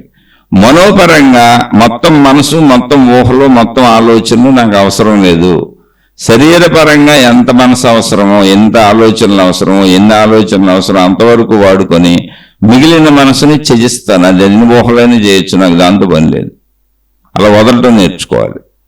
మూడవది అంటే ఇది ఎప్పుడు వస్తుంది, ముందు మంచిగా జీవించడం శరీరపరంగా అయినాక అలా అనవసరపు మనసును వదిలేసి అవసర మనసును వాడుకోవటం అనేది వస్తుంది. లేకపోతే రాదు. మంచి వాళ్ళు కాకపోతే అది రాదు. ఒక్కొక్కటి మెట్టు అనమాట. ఈ మెట్టు ఎక్కపోతే ఆ మెట్టు దగ్గరికి వెళ్ళలేం. తర్వాత అలా అనవసరపు మనసును వదిలేసి అవసర మనస్సునే వాడుకుంటాం శరీరపరంగా. మిగిలిన వదిలేయడం నేర్చుకుంటాం, వస్తుంది అది. అలా వదిలేయడం నేర్చుకున్నాక ఆ మెట్టు అయిపోయినాక అప్పుడు ప్రాణశక్తిని తెలుసుకోవడం కుదురుద్ది. ఇవన్నీ స్టెప్స్. అందుకని ఆ ప్రయాణం వల్ల సాగుతూనే ఉంటుంది. ఇది అంతరంగ ప్రయాణం. ఎప్పటికీ అంతరంగ ప్రయాణమే మీ యొక్క స్వీయతను తెలియజేస్తుంది. కానీ బాహ్య ప్రయాణం, అసలు నువ్వు మంచోడు అవ్వాలి, నువ్వు మంచిదాని అవ్వాలి అంటే బాహ్యంలో నీకు ఈ విషయాలన్నీ చెప్పేవాళ్ళు కావాలి, జ్ఞానం కావాలి, వినాలి, మతాలు కావాలి, మార్గాలు కావాలి, దేవుళ్ళు కావాలి, గురువులు కావాలి, ఆ సత్యతను అందించేవాళ్ళు కావాలి. అది నీకు నచ్చినట్టుగా, నువ్వు నచ్చినట్టుగా ముందు ఏదో ఒక దేవుణ్ణి, ఏదో ఒక దేవతని, ఏదో ఒక మతాన్ని, ఏదో ఒక విధానాన్ని పట్టుకొని మంచిని నేర్చుకోవాలి. నువ్వు అంతరంగంలో చెడును పోగొట్టుకొని మంచిని నేర్చుకోవాలనేది బాహ్యతలో తెలుసుకోవాలి. బాహ్య ప్రయాణం అంతవరకే. ఆ తర్వాత బాహ్య ప్రయాణం అవసరం లేదు. ప్రయాణం అంతా అంతరంగమే. కాబట్టి ఎవరు ఎక్కడున్నారు అనే స్థితిని బట్టి బాహ్య ప్రయాణము, అంతరంగ ప్రయాణం రెండు జరుగుతూ ఉంటాయి. బాహ్య ప్రయాణంలో మీరు ఎప్పుడైతే చెడును పోగొట్టుకొని మంచోళ్ళు అయిపోతారో, ఇక మీరు కుటుంబ పరంగా, జీవన పరంగా, శరీరపరంగా, ప్రాపంచికంలో బతకటమే, బాహ్యం అనేది జీవించటమే తప్ప మొత్తం ఆధ్యాత్మిక ప్రయాణం అంతా అంతరంగంలోనే సాగుద్ది మీరు మంచోళ్ళు అయిపోతే. అలాగే చెడును పోగొట్టుకొని మంచోళ్ళు అవ్వాలన్నా మీ అంతరంగంలోకి వచ్చి మీరు చూసుకోవాలి. అయితే దానికి ఆలంబనగా బయట మతాలని, మార్గాలని, గురువుల్ని వాడుకుంటూ ఉండాలి. ఆలోచించి చూడండి, మీకు అర్థమైతే జీవితంలో ఆచరించుకోండి. కొద్ది కొద్దిగా ప్రయత్నించండి. ఆచరణ ఏదో గంభీరంగా ఇప్పటికప్పుడు నేను పొందేయాలని అనుకోబాకండి. మనకు ఇవ్వబడినటువంటి 100 సంవత్సరముల ఆయువు, లైఫ్ స్పాన్, మరణం వరకు మనకు ఇవ్వబడింది ఇదే. ఇలా నిదానంగా దాన్ని పొందుతూ, అర్థం చేసుకుంటూ, సాధన చేసుకుంటూ, కొద్ది కొద్దిగా అభ్యాసంతో పొందుతూ, అభ్యాసం చేస్తే పొందుతూ ఉంటాం. పొందటం అంటే ఏం లేదు, తెలుసుకోవటం, అవగాహన.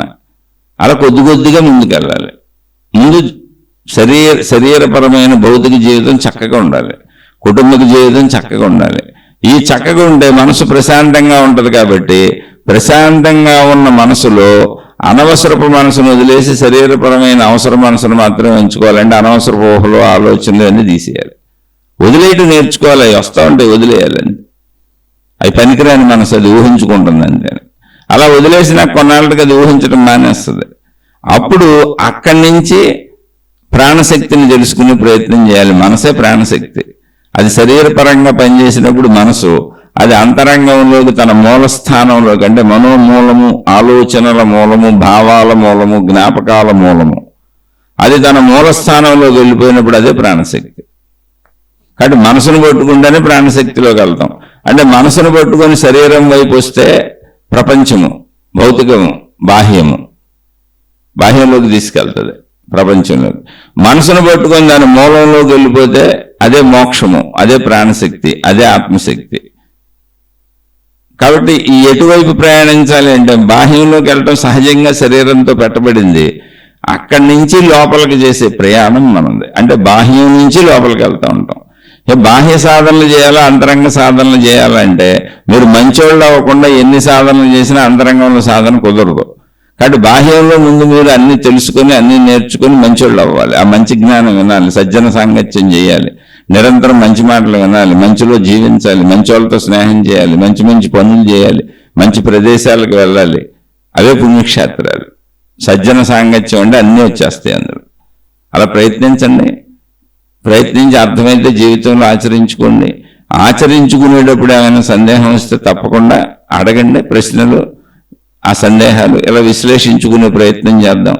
ఇక అర్థం కాని వాళ్ళు, ఇది నచ్చని వాళ్ళు దయచేసి అవి అసలు వినకండి, మీ మార్గాల్లో మీరు హాయిగా సాగిపోండి.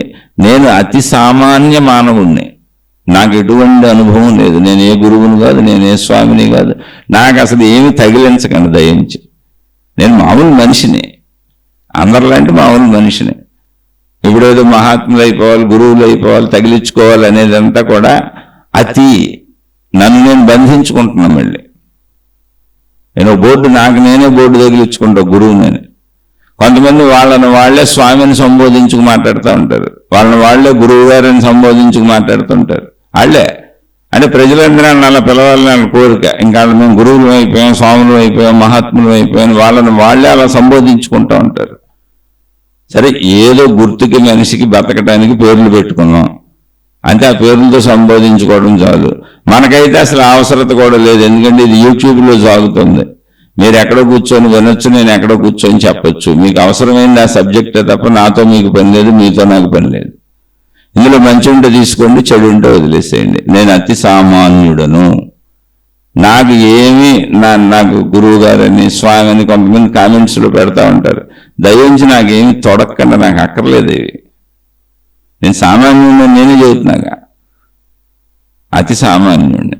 అయితే కొంతమంది ఒక్కసారి చెప్పి ఊరుకుంటాను, ఎందుకంటే గౌరవం చేత ఏదో మంచి నేర్చుకున్న వాళ్ళకు గౌరవభావం ఉంటుంది. ఆ గౌరవానికి గుర్తుగా స్వామినో గురువనో ఆధ్యాత్మికతలో అలా పిలుస్తారు, కాబట్టి అలా పెడతా ఉంటారు. అది మీ గౌరవం, మీ గొప్పతనం, మీలో ఉన్నటువంటి మంచితనం. కాబట్టి నేను దాన్ని తీసుకొని నేనేదో అయిపోయానని మాత్రం నేను అనుకోవట్లేదు. అందుకని అది గుర్తుండటానికి నాకు ప్రతి శీర్షికలో చెబుతున్నా, నేను సామాన్యుడిని, నన్ను క్షమించి వదిలేయండి నచ్చని వాళ్ళందరూ. ప్రతి శీర్షికలో చెప్పేది ఎందుకంటే నేను సామాన్యుడిని అని. నేను సామాన్యుడిని నాకు తెలియడానికి మీరందరూ గురువు స్వామి అంటే ఇప్పుడు నేను అయిపోయానేమో అని నన్ను నేను మభ్యపెట్టుకొని మోసపోకూడదు. నేను సామాన్యుడిని, నాకు ఎటువంటి ఆత్మానుభవం అవ్వలేదు. ఒకవేళ అయినా కూడా నేను సామాన్యుడినే. ఎందుకని అంటే అయినోళ్ళు కూడా సామాన్యులే, జీవన్ముక్తులు కూడా సామాన్యులే. ఎందుకని అంటే మొత్తం ఉన్నదంతా ఒకటే శక్తి, అనంత ఆత్మశక్తి. అయితే మొత్తం సామాన్యతే, లేదు అది గొప్పదైతే మొత్తం గొప్పే. ఏదో ఒకటే ఉంది ఇక్కడ, అనేకంగా ఉండడానికి ఛాన్సు లేదు. అందుకని సామాన్యులం అంటే సామాన్యతగా వెళ్ళిపోదాం. నేను మాత్రం సామాన్యుడిని. మామూలుగా ఆధ్యాత్మిక పరంగా కూడా నాకు ఎటువంటి ఆత్మానుభవం, జ్ఞానానుభవం అసలు కలగలేదు. జస్ట్ ఈ మాటలు చెబుతున్నాను. అది కూడా అనేక మంది మహాత్ములు చెప్పినటువంటి శీర్షికలు, వాళ్ళు చెప్పినటువంటి ఉపన్యాసాలు విని అనేక మంది మహాత్ములు రచించిన గ్రంథాలు చదువుకొని చెబుతున్నాను తప్ప నా దగ్గర ఎటువంటి గొప్పతనము లేదు. ఇంకా ఈ చెప్పడంలో లోటుపాట్లు ఉండుండొచ్చు, ఎందుకంటే నేను గ్రహించి చెప్పేటప్పుడు నా సొంత బుద్ధి, నా సొంత మాటలు, నా సొంత పదాలు, నా సొంత ఆలోచనలు ఇందులో కలిసిపోతాయి. దానివల్ల ఎక్కడైనా నేను కొంచెం తప్పుగా పొరపాటుగా చెప్పుకుంటే మంచిని మాత్రమే తీసుకోండి, పొరపాట్లు అసలు తీసుకోబాకండి. నేను సామాన్యుడిని అన్న విషయం అసలు మర్చిపోబాకండి. మీకోసం మీరు వినండి, మీరు వెంటనే మీకోసం, మీలో మంచిని పెంచుకోవడానికి, మీలో చెడుని వదులుకోవడానికి, మీ ప్రాణశక్తిని మీరు తెలుసుకోవడానికి. అసలు చెప్పేవాడితో మీకు పనే లేదు. చక్కగా ఇలా ఆధ్యాత్మిక చదువుకుంటూ రోజు మనను మనం సంస్కరించుకుంటూ ఆధ్యాత్మికతలో కొంచెం ముందుకెళ్ళే ప్రయత్నం చేద్దాం. అందుకే ఈ శీర్షికలు, అందుకే ఈ ఛానల్. ఇది ఆధ్యాత్మిక చదువు, ఆత్మజ్ఞాన చదువు, స్వీయ అంతరంగ వ్యక్తిగత చదువు. నా గూర్చిన నా చదువు అంతే. శుభమస్తు. మీకు, మీ కుటుంబ సభ్యులకు మేలు చేకూరుగాక. మరలా మరొక కొత్త శీర్షికతో కలుసుకుందాం.